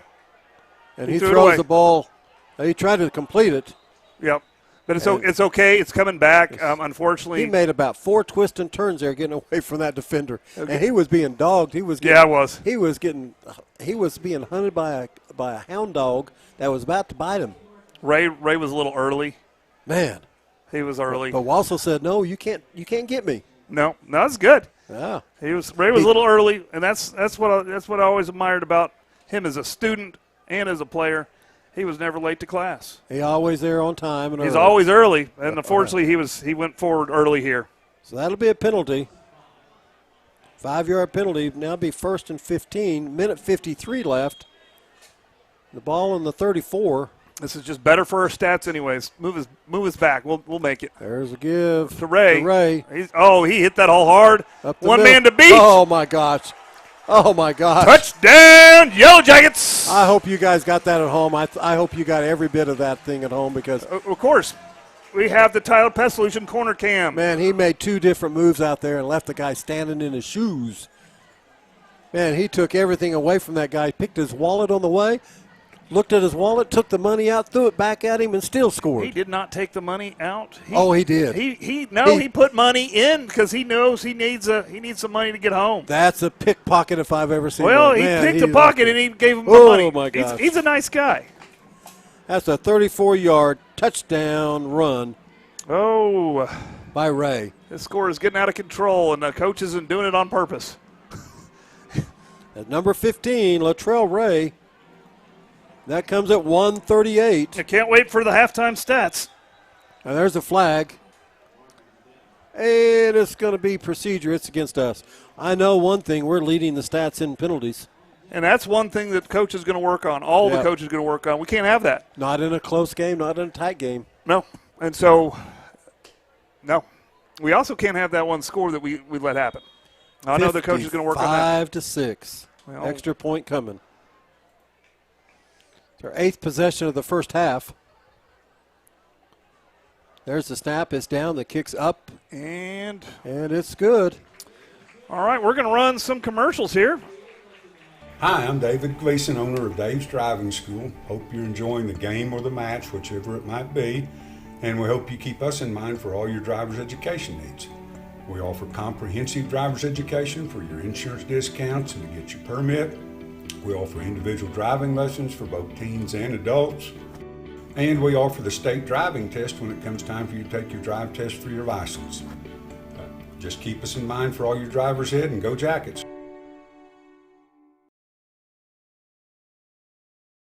If you've lived in Oklahoma long enough during storm season, you know that the storms bring lots of hail damage to your roof. With that hail damage comes an insurance claim, and there's no one better to call than Cantrell Roofing and Construction. Since 1987, A+ Better Business Bureau rated, state licensed, bonded, and insured, our full-time staff takes all the stress out of an insurance claim or any project. From roofing to remodels, we do it all. Call us today for your free quote. And always remember, got hail, call Cantrell, 642-8558. All right, we're back. And there's Yowzy. I was watching the ROTC. He's still trying to get the push-ups done. He's had to take 2 breaks in between. He's going to get it. He's going to finish the task. Oh, my goodness. Let him down. Put him down. All right, here's Yowzy to kick off again. Kick off, and this time he boots it down to about the 3-yard line. Crosses the 10, the 15. He's out to about the 18-yard line, and he's smothered at the 18 by the Yellow Jackets. All right, with 1:28 left to work, Sringdale is going to attempt to just go ahead and get this half over with. And again, we talked a lot about sportsmanship and how great the character of Choctaw was last week and their sportsmanship and just the class seen on the field and seen after the game. I guarantee you Coach didn't say, hey, Ray, how about you just run 50 yards every time, 30 yards, 20 yards. He probably wanted Ray to just run, but you don't ever tell a player don't play your hardest. No. It's unfortunately up to Sringdale to make that tackle, and you got to run. That tackle on the kickoff was made by Cortez Boylan, a senior, number 27. So good job, Cortez Boylan. So here's the play with a minute left. The quarterback keeps it. That's number 9, Julius Pruitt in there. That's number 3, Deshaun Brown in there. That was number 30, Nolan Bussell in there. And that's going to be a loss on the play. But the clock is under a minute, and there's a down player, so they're going to stop it. And I believe that's their quarterback. I believe that's their man. Okay, I'm going to run. I got to run this commercial, so we're going to see if we can get it in here right now. Hi, I'm Darren McKelvey, your local farmer's insurance agent. My roots run deep in Choctaw. I am deeply honored to have the opportunity to protect the families in the community where I grew up and am now raising my family. Oklahoma has had its share of catastrophes the last several decades, and having the right agent during your time of need can make or break your recovery, whether you're at your auto, home, toys, business, or the most important, life insurance. With nearly 50 years of combined insurance experience, we would love an opportunity to talk to you. Give us a call at 405-281-6900 Go Jackets!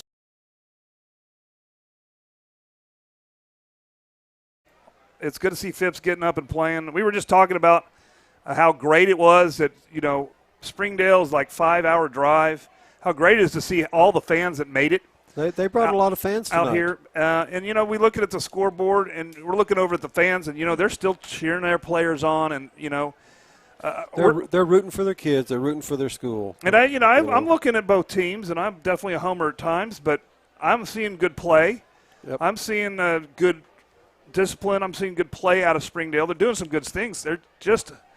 We're just really good. Yeah. It's just not fair to have to play us right now. Yep, 51 seconds left in the first half, the clock running.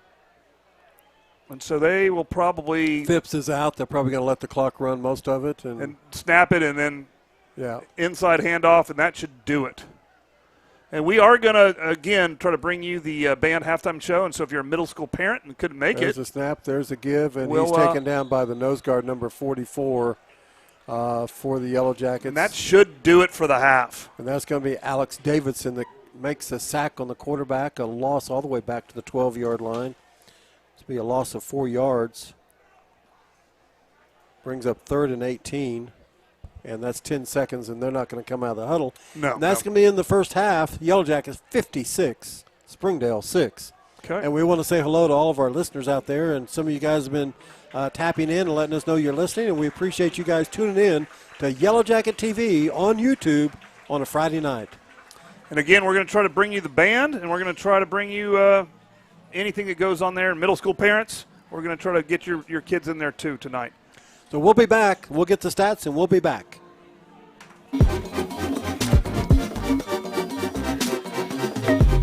I am Tech. I am Tech.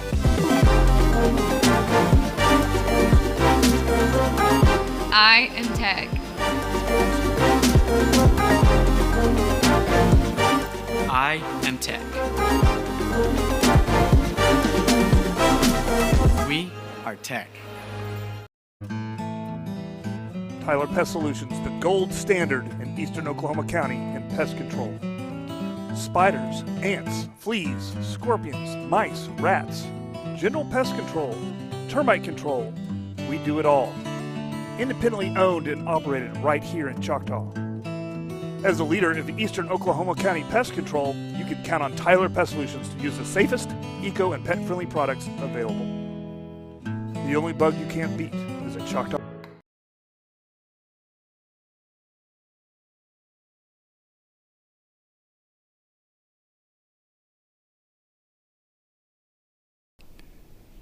Hi, I'm Stan with SWM & Sons. We've been building in the eastern Oklahoma County area since 1982.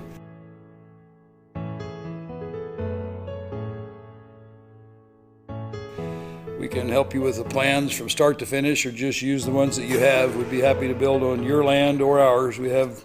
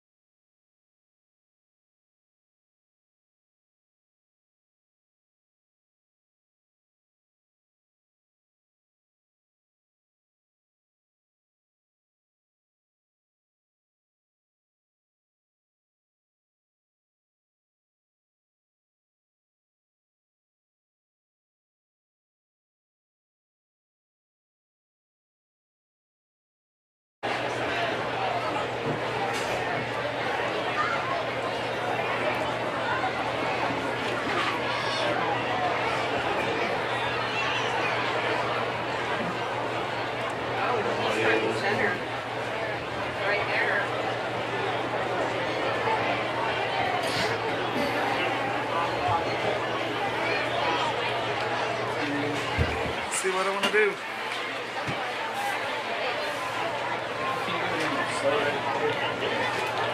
I'm going to throw this chair here so I can chill out in here because I don't have anybody to say hi to anymore because my mom's in here yet.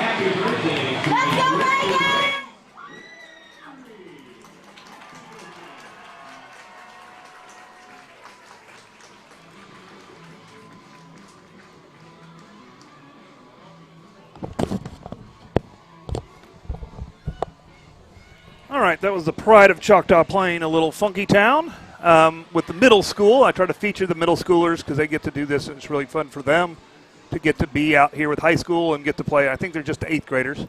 But now we're going to bring you the show. Just the first movement.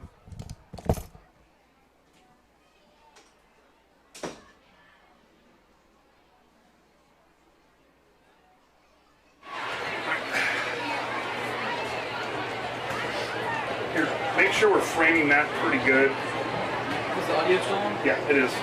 But they're not playing, so they can barely hear us at this point. Make sure it's framed. Make it wide. We'll just leave it. Zoom it out. Just try to get. Yeah, that's good. I think that's good. Yeah, I think we'll get most of it, and I'll get the close up.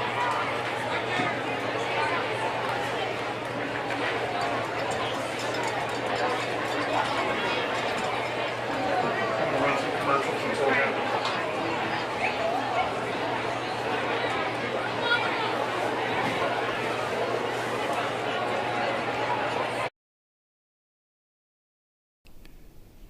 Hi, I'm Stan with SWM & Sons. We've been building in the eastern Oklahoma County area since 1982.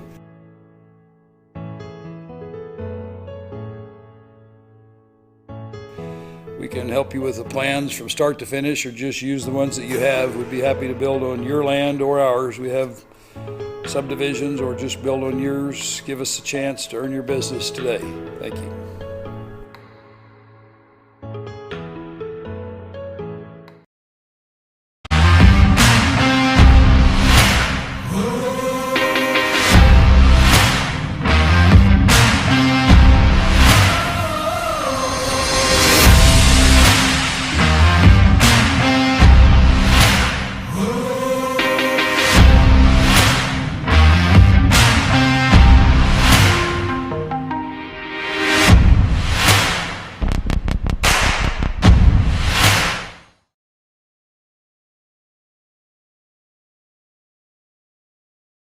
Hello, my name is Dr. Tracy Gaspera, and I've had the privilege of providing dental care to the Choctaw community for over 10 years. And I'm Dr. Allison Porter, and I've been with Dr. Gaspera since June of last year. Together, we provide comprehensive dental services for the complete family. We provide fillings, crowns, bridges, orthodontics, Invisalign, extractions, root canals, and implant restorations.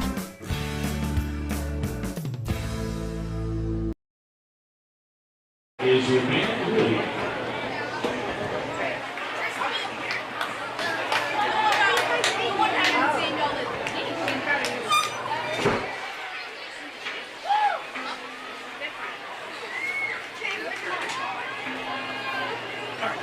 Jump right there. You can switch it if you want to. I'm just going to try to get a lot of close-ups.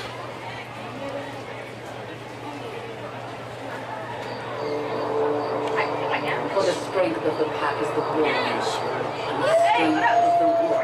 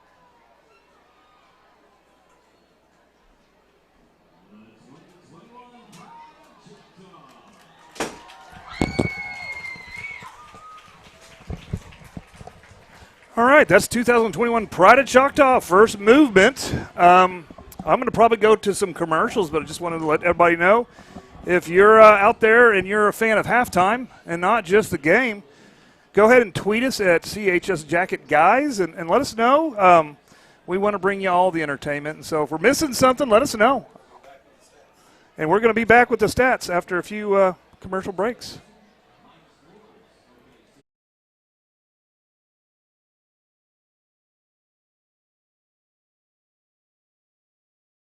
Hello, my name is Dr. Tracy Gaspera, and I've had the privilege of providing dental care to the Choctaw community for over 10 years. And I'm Dr. Allison Porter, and I've been with Dr. Gaspera since June of last year. Together, we provide comprehensive dental services for the complete family. We provide fillings, crowns, bridges, orthodontics, Invisalign, extractions, root canals, and implant restorations.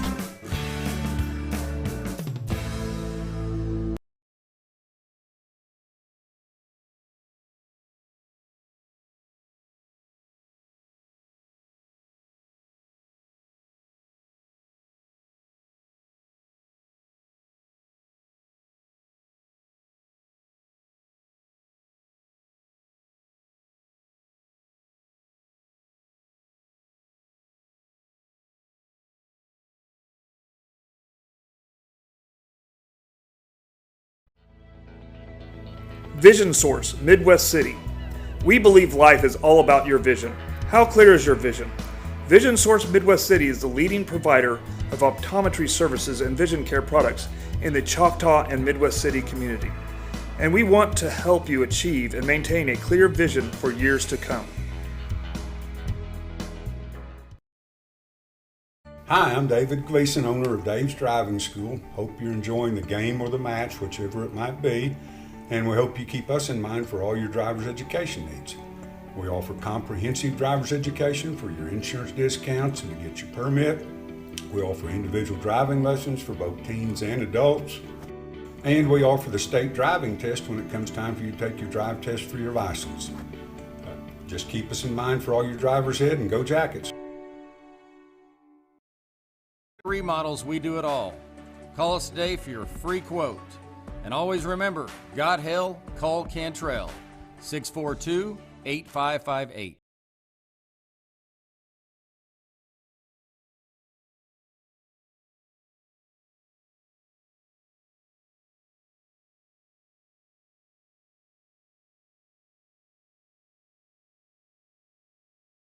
Hi, I'm David Gleason, owner of Dave's Driving School. Hope you're enjoying the game or the match, whichever it might be. And we hope you keep us in mind for all your driver's education needs. We offer comprehensive driver's education for your insurance discounts and to get your permit. We offer individual driving lessons for both teens and adults. And we offer the state driving test when it comes time for you to take your drive test for your license.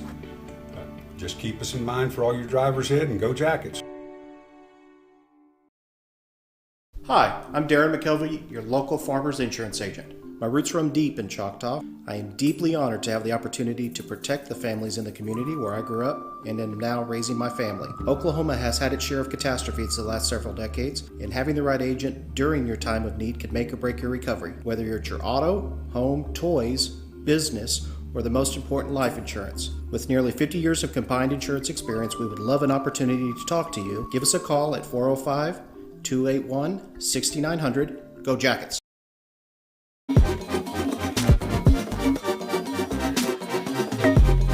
I am Tech. I am Tech.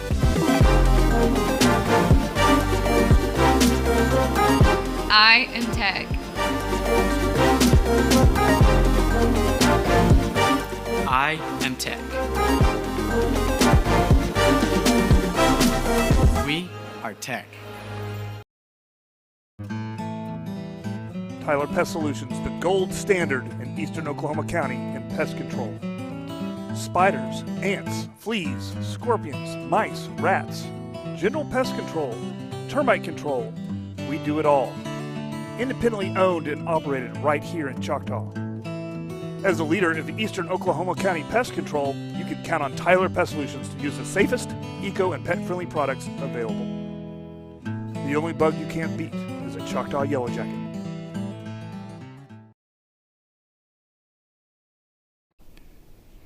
Hi, I'm Stan with SWM & Sons. We've been building in the eastern Oklahoma County area since 1982.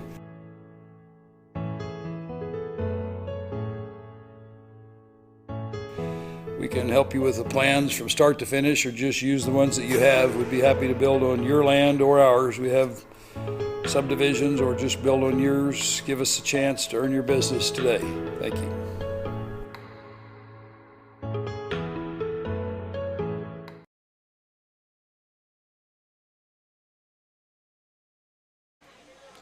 And we're back, sort of. We're back. We're not supposed to be. I think Eastern Oklahoma County. Now we're back. We're back. Yeah, we're back. All right. Are you guys ready for the stats? I'm ready. You want to start with the running or the passing first? I would like to start with the defense. Ha-ha. All right. If you're talking defense, you're going to talk about the offensive output of the Bulldogs. The Bulldogs ran the ball 19 times for 4 yards. 19 for 4. Yeah. Okay. That's about 0.2 yards per carry. That's about 36 yards. That's about 8 inches per carry. Right. Now, they had some good runs in there, but they also had some good runs backwards. Had some sacks. Now, if you want to talk about their passing game, they completed 7 of the 11 passes. Not bad. Of course, their big one, the 80-yard touchdown, 7 of 11 for 122 yards. So they had 126 yards total offense in the first half, 80 of that coming on an 80-yard touchdown. On one play, yeah. They had 1 turnover, and that is the offense for the Bulldogs. Wow. Now, let's switch gears. Let's talk about the offense for the Yellow Jackets. Yellow Jackets run the ball 12 times for 192 yards. 12 times, 192 in one half of football. That's about 17.7 yards per carry. Leading the way, Latrell Ray, number 15, he had 176 yards of offense on the first half, scoring on runs of 13, 51, and 34. So that's three scores? 3 touchdowns by Latrell Ray. Just by one. Okay. And with that, also in the first half, carrying the ball, number 7, the quarterback, Wassel, 14 yards. And 25, Jackson with 2 yards. All right. So on the ground, 192 yards and 3 touchdowns. Now let's talk about through the air. Wassel was 6 of 9 through the air. Right. 181 yards. That's pretty impressive for one half of football. That's an average of 30 yards a throw, a completion. And he didn't throw probably as much as he would because they were trying to stop the scoring. Yeah. He threw touchdown passes of 58 yards to number 8, Jack Smith, a 20-yard touchdown run to number 4, Jax Burchett, 3 touchdown passes to number 2, Lamarion Curry. Yeah. 1 of 57, 1 of 36, and 1 of 5. And number 25, R.J. Jackson, caught a pass for 5 yards. So he completes 6 passes. And of those 6 passes, 5 of them go for touchdowns. Wow. That's he needs to keep that up. Those are some good stats. So that's 273 yards of offense in the first half for the Yellow Jackets. The Yellow Jackets also lead in penalties, 8 penalties for 75 yards, and they have no turnovers. Wow. So the scoring went like this. 8:48 of the first quarter, a 58-yard touchdown pass to Jack Smith, number 8.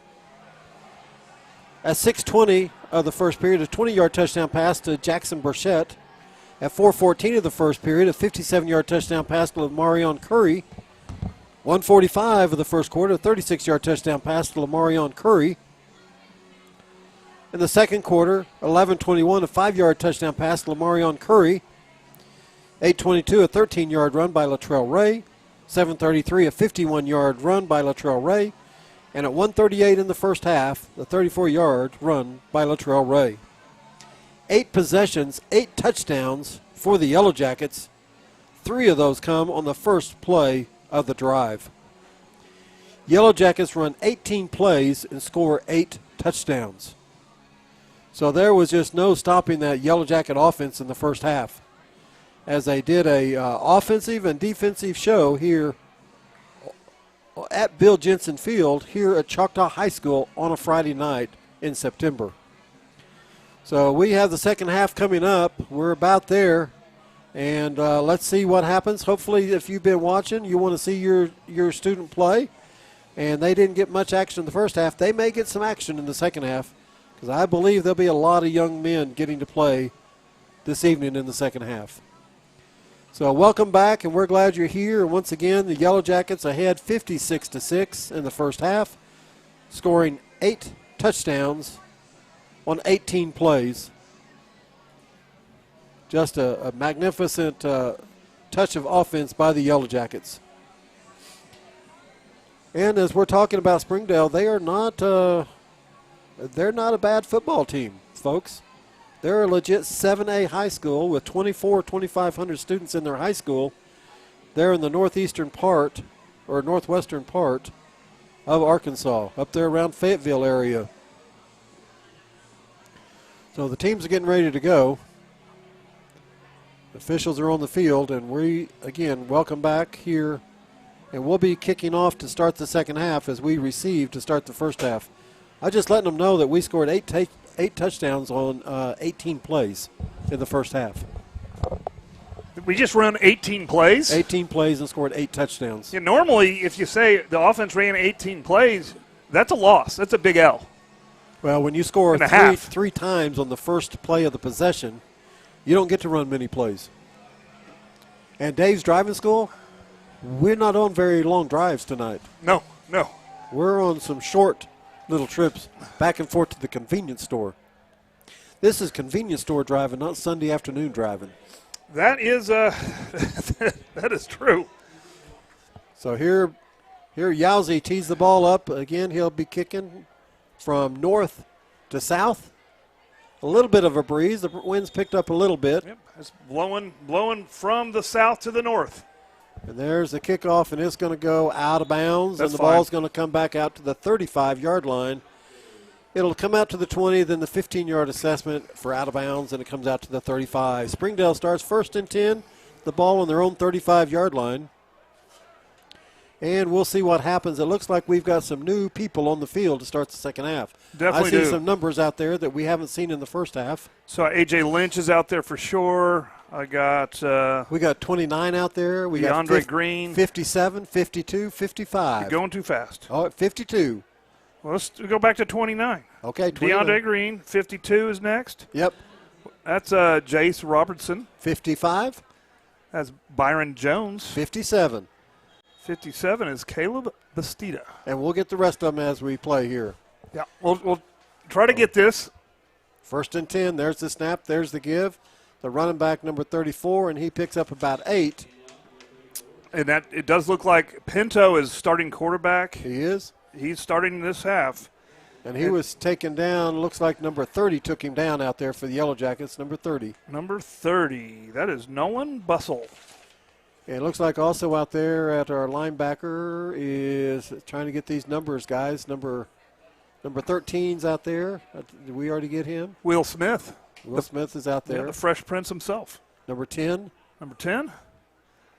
And Mari Jones. Mari Jones out there. Okay. Second down and 2. The ball at the 43. And it looks like their quarterback, Phipps, is not in there right now. There's a give up the middle. And he's going to fight. He's going to be short, I believe. Just short, looks like, but he's Third close. Down and 1. Taken down by the interior of the Yellow Jacket defense out there as they dig in up the middle there. But, yeah, they're going with Pinto right now, and they got a long season ahead of them. Again, these first 3 games, a lot of these teams just like to play out of district. Yep. We apparently have to play out of state because no one wants to play us here. Third down and 1, ball at the 44. There's the snap, there's the look, there's the give. He's caught in the backfield. Oh, no. And that's a loss on the play, and let's see if we can gather who got that play. 55 is one of them. 55. Byron Jones. So I couldn't tell exactly who got the first hit. I think it was 55, and then 13 was also in there. Yeah, so that's Will Smith. It's 4th down and 5, and they're back in punt position. They're punters out there, the one that warmed up before the game. So it looks like they will punt. And we're sending number 23 back for us as the kick returner. Yeah, 23, that's Lynch, A.J. Lynch. There's the snap. We're coming after it. There's the kick, and it's away. That's a good one. It's a good kick. Lynch is going to. He gets it at the bobbles at the 20, picks it up. He what moves a up move. the middle, and he's out to the 30. The 35 run out of bounds at the 35-yard line. He's run out of bounds by number 32 in Sringdale. Number 32 runs him out of bounds. Good job. That 32 is Come on now. Milbon. All right. That last name I hadn't seen before. All right. 1st and 10 Yellow Jackets, ball on the 35, and let's see who we got out there. We got new guys across the front, and we've got, looks like Williams maybe as quarterback. So we'll get these numbers in here. We'll get these names in here, folks. Yeah, it looks like Cash Williams. Cash Williams, number 16 at quarterback. There's the snap. There's the look. There's the pitch. There's the run. A run to the left side. He cups up the middle, and he gets about 7. Nice little run. And we'll find out who that runner is real quick. It's hard to see these numbers out here. And again, we're not 6. We're going to keep the time up here. That's number 6. Number 6? Yes, number 6 for the Yellow Jackets. Yeah, that's definitely Juju Smith. Juju Smith on that run, pick up 8 yards. 2nd down and 2. There's the snap. There's the look. He gives to Juju again, and this time he's not going to get back to the line of scrimmage. He's probably going to lose about a yard. And let me get some numbers out there for you. Number 7's in the game out there for us. That's Steele Wassel. Number 74, I'm sorry. Okay, I was like, I don't think so. That's Asher Smith. 58's out there. 58. That's Gabe Gaines. Number 81's out there for us. Of course he is. That's Connor Stover. All right, 3rd down and 2. Oh, somebody went a little early. Yeah, and we got pushed over. Well, yeah, that's going to happen. That'll get us a 1st down. That's the price you pay for a 1st down is the guy runs over you. So I remember. That was their nose guard. He outmans us about 2 people high and about 3 people wide. He's about the biggest guy on about the smallest guy out there on the field. So it's good seeing Cash out here. I remember when we had a little Steele. Little bitty baby freshman Steele out there, too. Oh, yeah, I remember that. And he got some playing time, too. There's a pitch, number 6. Oh, he says, I'm going to get caught. Yeah, I'm down. Lost 4 or 5 on that play. So Juju. Yeah, Juju. What I love to seeing about Cash out here now, and what I love seeing about Steele out there now is we got to see Steele grow throughout the year, his freshman year. I got a 74, a 76, and a 60 out there. Well, you're going too fast. 74. That's Asher Smith. 76. That's Jaden Millsap. And 60. And 60. I don't know. Yeah, there it is. Lane Van Zanten. All right. We want to get these guys' names in there. There's Juju again. And Juju's back to the line of scrimmage, and that's it. 3rd down. And he's a runner, yeah. Checking in is number 34 for the Yellow Jackets. But like I was saying, I enjoyed watching Steele, as a sophomore, as a freshman, watching him improve every week. Now we get to see Cash. Yeah, we sure can. And Cash is just a freshman. Yep. And we just to say that about Steele. He's just That's a freshman. Right. 3rd down and 12, 5:58. And I believe the clock's running the whole time. There's no stopping the clock. No, we're doing a running clock. We're going to get them on the bus. They've got a long ways to go back to Arkansas, so they're going to just run the clock. This half's going to go fast, people. Yeah. There's the snap. There's the look. Cash Williams says, I'm going to run it. He looks inside. He goes outside, tries to turn the corner, gets around the corner, makes a move, makes some yards, picks up about 8 yards, and is going to bring up 4th down and about 6. Nice little run with Cash Williams. It's going to be 4th down, and I think they're going to. 4th down and 6, and we'll probably go for it because I don't think we're going to punt it. Maybe. And I don't know if we want to show a punt. That's the only thing, because that's the nice thing about so far we haven't shown punt, so no one can prepare for punt. And we got a huge game. It doesn't affect our – They're not running the play clock. They're just running the other clock, so we might not snap the ball the rest of this quarter. Yeah, no, we'll be fine. So they're going to run a play, but we got a huge game. It doesn't affect our state title run. But against Jesuit and Dallas next week. Cash is out. He looks huge. He's turning the corner. He's going to keep it, and That's he's going to run out of bounds at about the 36-yard line. And it does not stop the clock. We're at 4:44. 4:44, and we're just going to run the clock, folks. And the reason they do that is it's a 56-6 game. We're playing Arkansas team that has to go all the way back up by Fayetteville, University of Arkansas, and they got a long trip home tonight. Well, and we're also doing it because there's no sense. No, there's no the game sense has decided. making it. Let's not get anybody hurt. Yeah. We both of our teams have the district play in different states. Let's be ready for that, and that's what this is all about, anyways. Is getting ready for district. There's a pitch in the run to 34. 34. And he gets back to the line of scrimmage. That's Ross Griggs. Ross Griggs gets back to the line of scrimmage. And it's also the point where we're not going to embarrass their kids. And we may one day be on the other end of that, and there's no sense embarrassing anybody. We've been there. Yeah, and there's no sense making it tough on the kids that are out there that work in the hot sun every day. You got to remember, these guys are out here when it's 97, 98 degrees. They're out here on the practice football field. I don't care which side of the football field you're on. You're practicing every day in the heat. You're giving up your time and energy. Oh, yeah. For the game, and so we don't want to embarrass anybody along the way. But that being said, these kids out on the field, these players out on the field, they're going 100%. They are, because and they're expected to go 100%. Because that's what they want to do. That's why they're in the game. There's a pass, and it is complete to number 6. But yeah, Juju. It's fun playing on Monday nights, but I know every single one of these players treasure. They love Friday nights. They love Friday being nights. in the game. So it's 3rd down and about 6, and that was Juju on the reception. And yeah, while we're here, I'm going to go get some other scores. Okay. I actually don't know if I have it working. Let's see if I have it working right now. You get the scores, I'll get this game, and it's 2.5 minutes left, and there's another. In the third quarter. The center ran over the nose guard, hitting himself in the head. He ran over us again to be another 5-yard penalty. So now it'd be 3rd down and 2. And so that nose guard's trying to help us get into the end zone. 3rd down and 2, 2.5 minutes left in the quarter.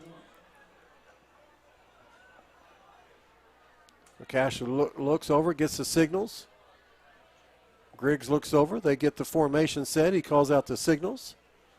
Trips to the left. Griggs in the backfield. There's the snap. There's a look. He's going to roll left. He's going to look. He throws it out here to number 81. He catches it. He's at the 20. And out inside the 20, out at about the 16, 17-yard line. And that goes to Yellow Jackets number 81.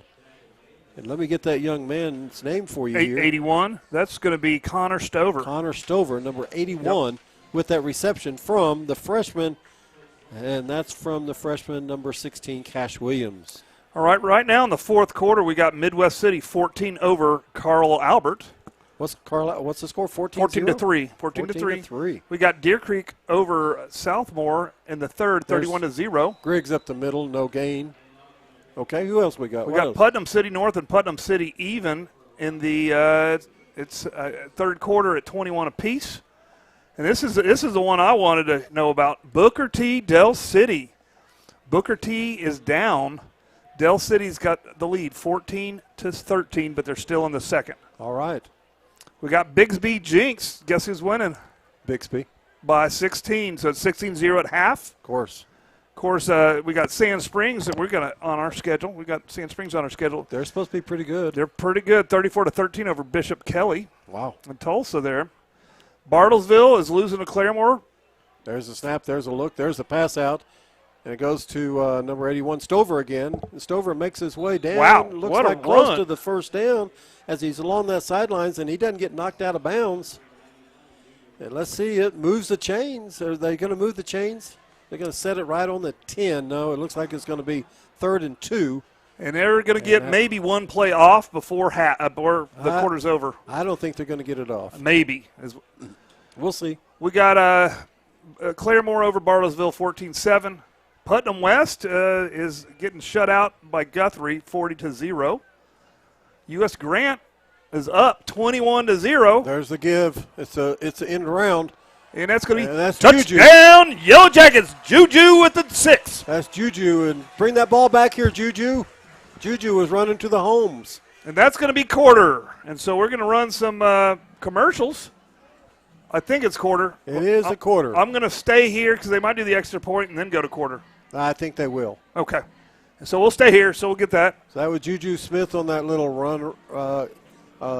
He came from the left side, got the ball, came around to the right side, and swept it into the end zone. So that's Juju Smith, a touchdown run. Good for Juju. Well, he scored last week, too. So there you go. All right, let's see if we can. And Juju's a freshman, by the way. He is. We're going to get all the personnel in here. That's good. Yeah, we got to have them all. I think that's still Yowzy with the kick. There we go. We got the camera fixed. And it's up. And it's good. Good. All right. Now we'll go to commercial, and we'll be back with the fourth quarter.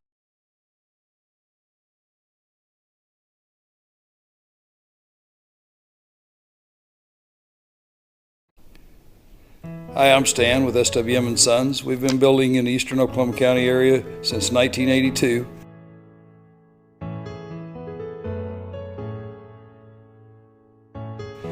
We can help you with the plans from start to finish or just use the ones that you have. We'd be happy to build on your land or ours. We have subdivisions or just build on yours. Give us a chance to earn your business today. Thank you.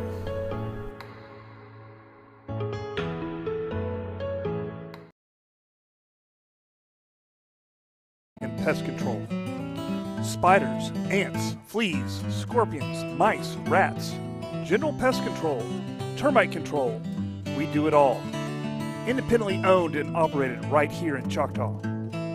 As the leader of the Eastern Oklahoma County Pest Control, you can count on Tyler Pest Solutions to use the safest, eco, and pet-friendly products available. The only bug you can't beat is a Choctaw Yellow Jacket.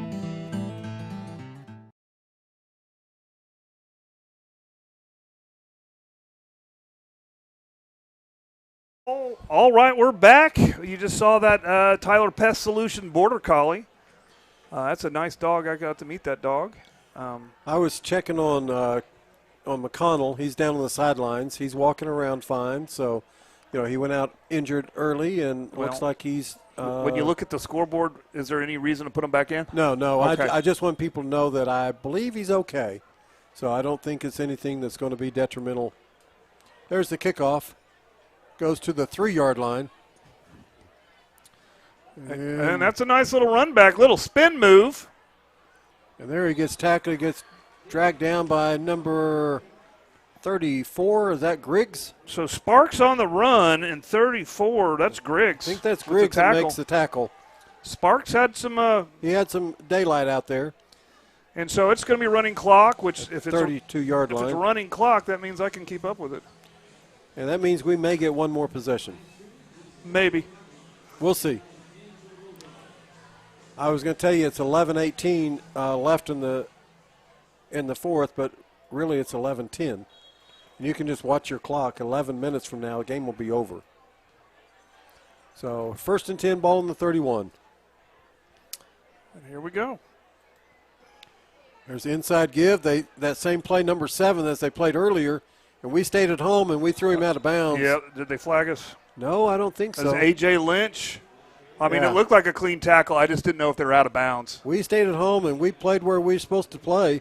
And he ran out there, and we didn't we didn't give in, and that's disciplined football when you stay at home and you watch it for it coming back at you, that action coming back at you.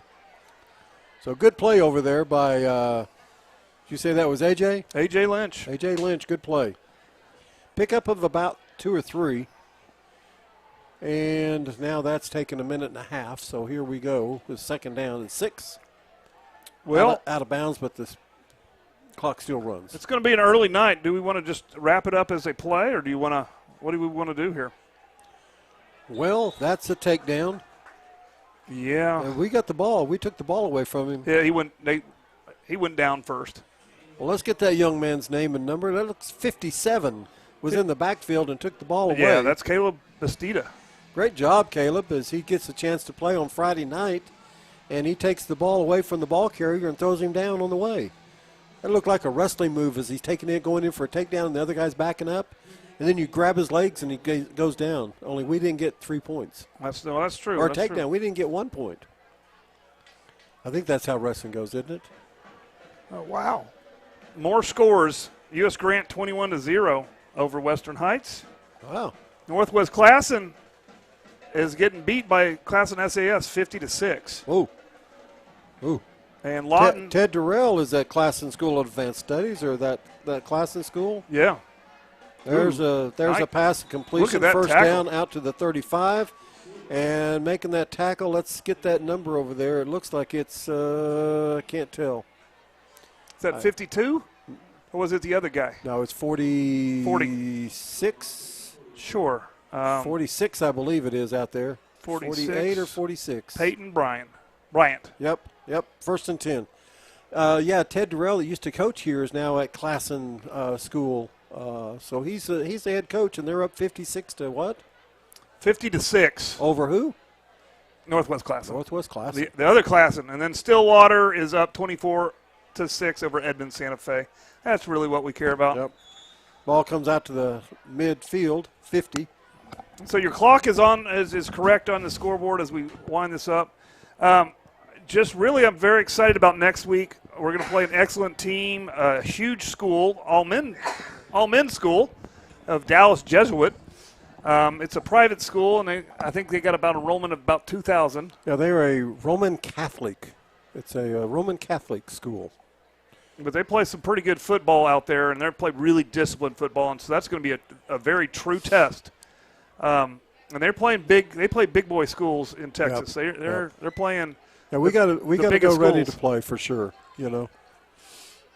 There's the snap. There's the look. There's the give. They ran together. The quarterback keeps it, goes around, and he's going to get hauled down by that last number is a 2. Let's get the first number. Well, I can give you all the 2s. It looks to me like it's no. I got the number. It's got a 1 on it. 31. 31. 31. I'll give you 31. That's Justin Drulin. Well, he made the tackle. 31 made the tackle. Third down and 8. 7:15 left in the ball game.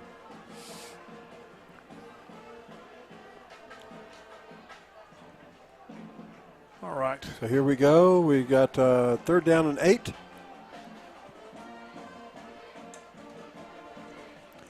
There's the snap. There's the look. He's going to throw it, and he throws it across the middle. He completes it to number 7.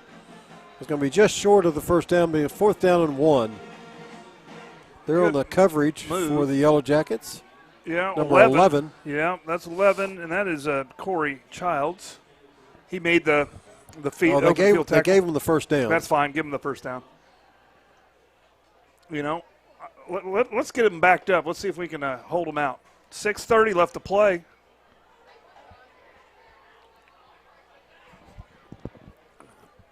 So we've been busy here. We're looking to be back into full strength next week. All 3 of us back. Hopefully. First and 10. First time in.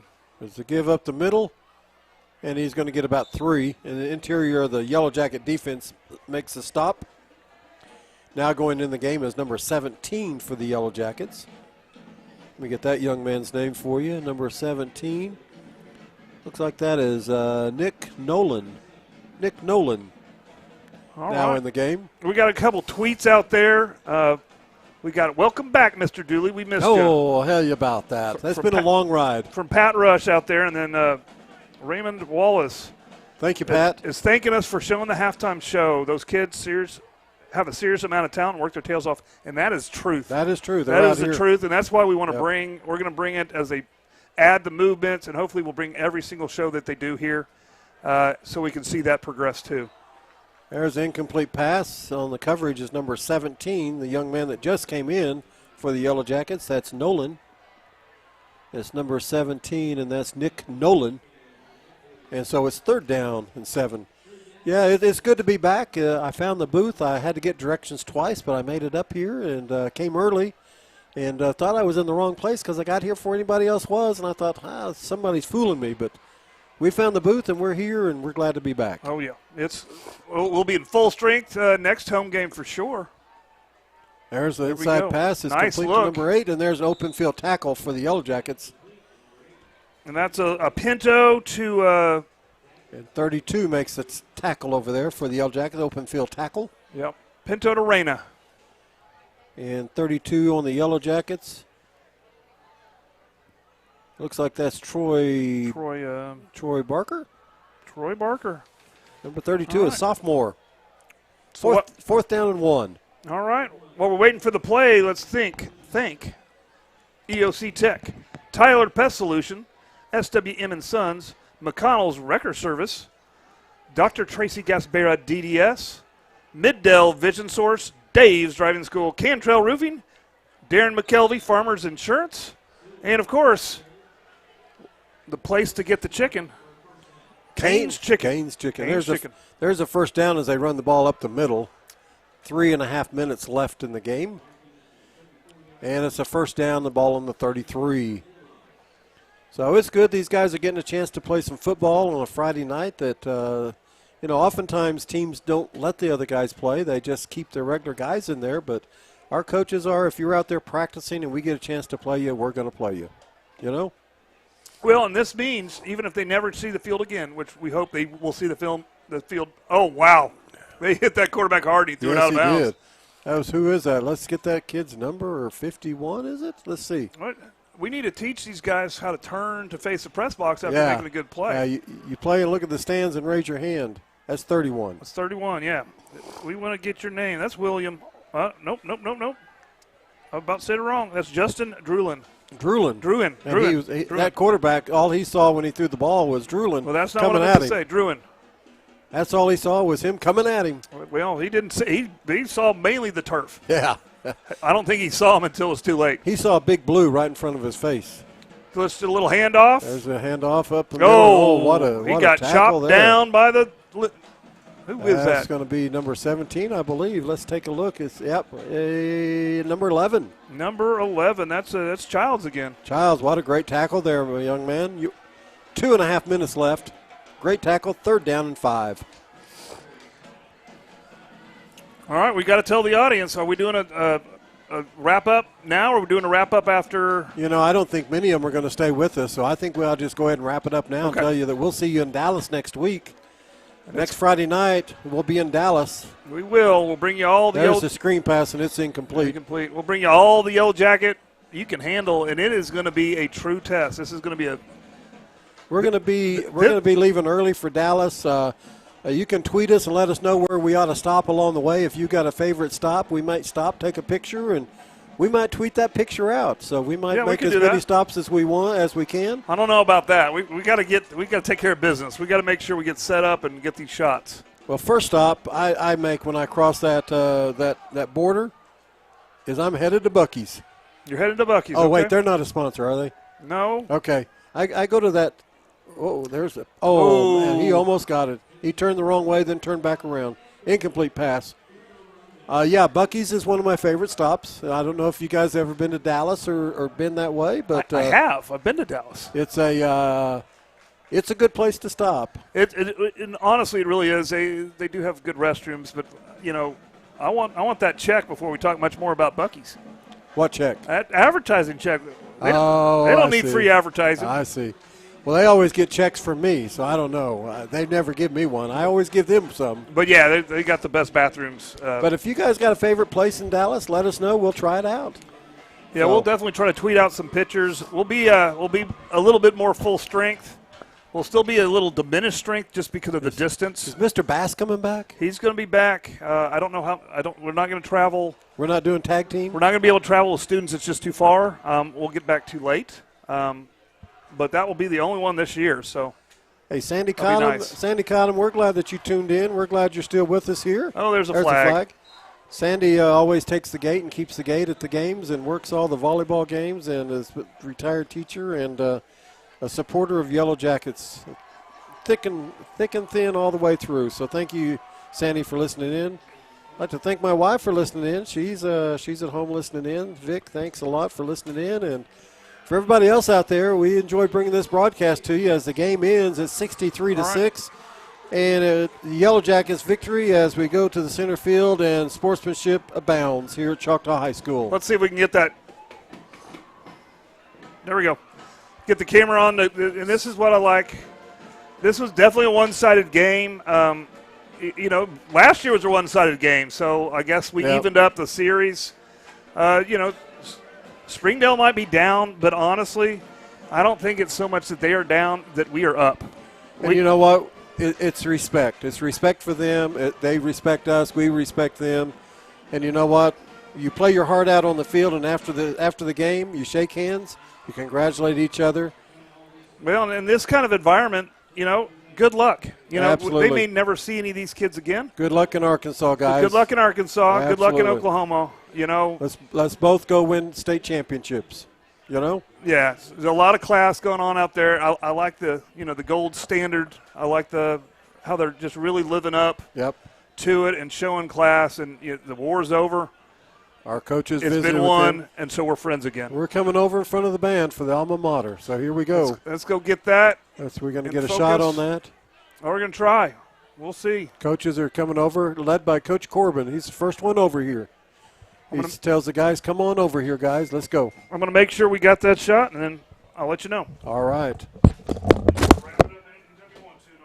So we appreciate you guys listening in. We appreciate you guys being with us tonight. And we look forward to having you with us each and every night of Yellow Jacket football. Again, next week we'll be coming to you, 7 o'clock game from Dallas as we play Dallas Jesuit, a Roman Catholic church there, or church, a Roman Catholic private school in the northern part of the Dallas section, right off of 635, about 2 miles from In-N-Out Burger, one of my favorite stops as well. And there's the alma mater, and there's Choctaw High School, and there's the band and the football team coming together and the student body coming together as they all stand together as one. Whether you're in band or whether you're in athletics or whether you're just a student here observing the game, it's a time where all the students can come together, ROTC, band, football team, student section, as they join together as school unity. Yeah, you got to love it. You got to love Friday nights because you got 100-plus football players out there. You got 100-plus band out there. You got, 30 of the drill team out there? You Absolutely. got cheerleaders. You got dance. You got ROTC, at least 100. We probably have 350 students that aren't in the student section that are here supporting the school in one way or another. Right, and they're part of the game. They are. Halftime is part of the game. Halftime is game time for that set of athlete musicians.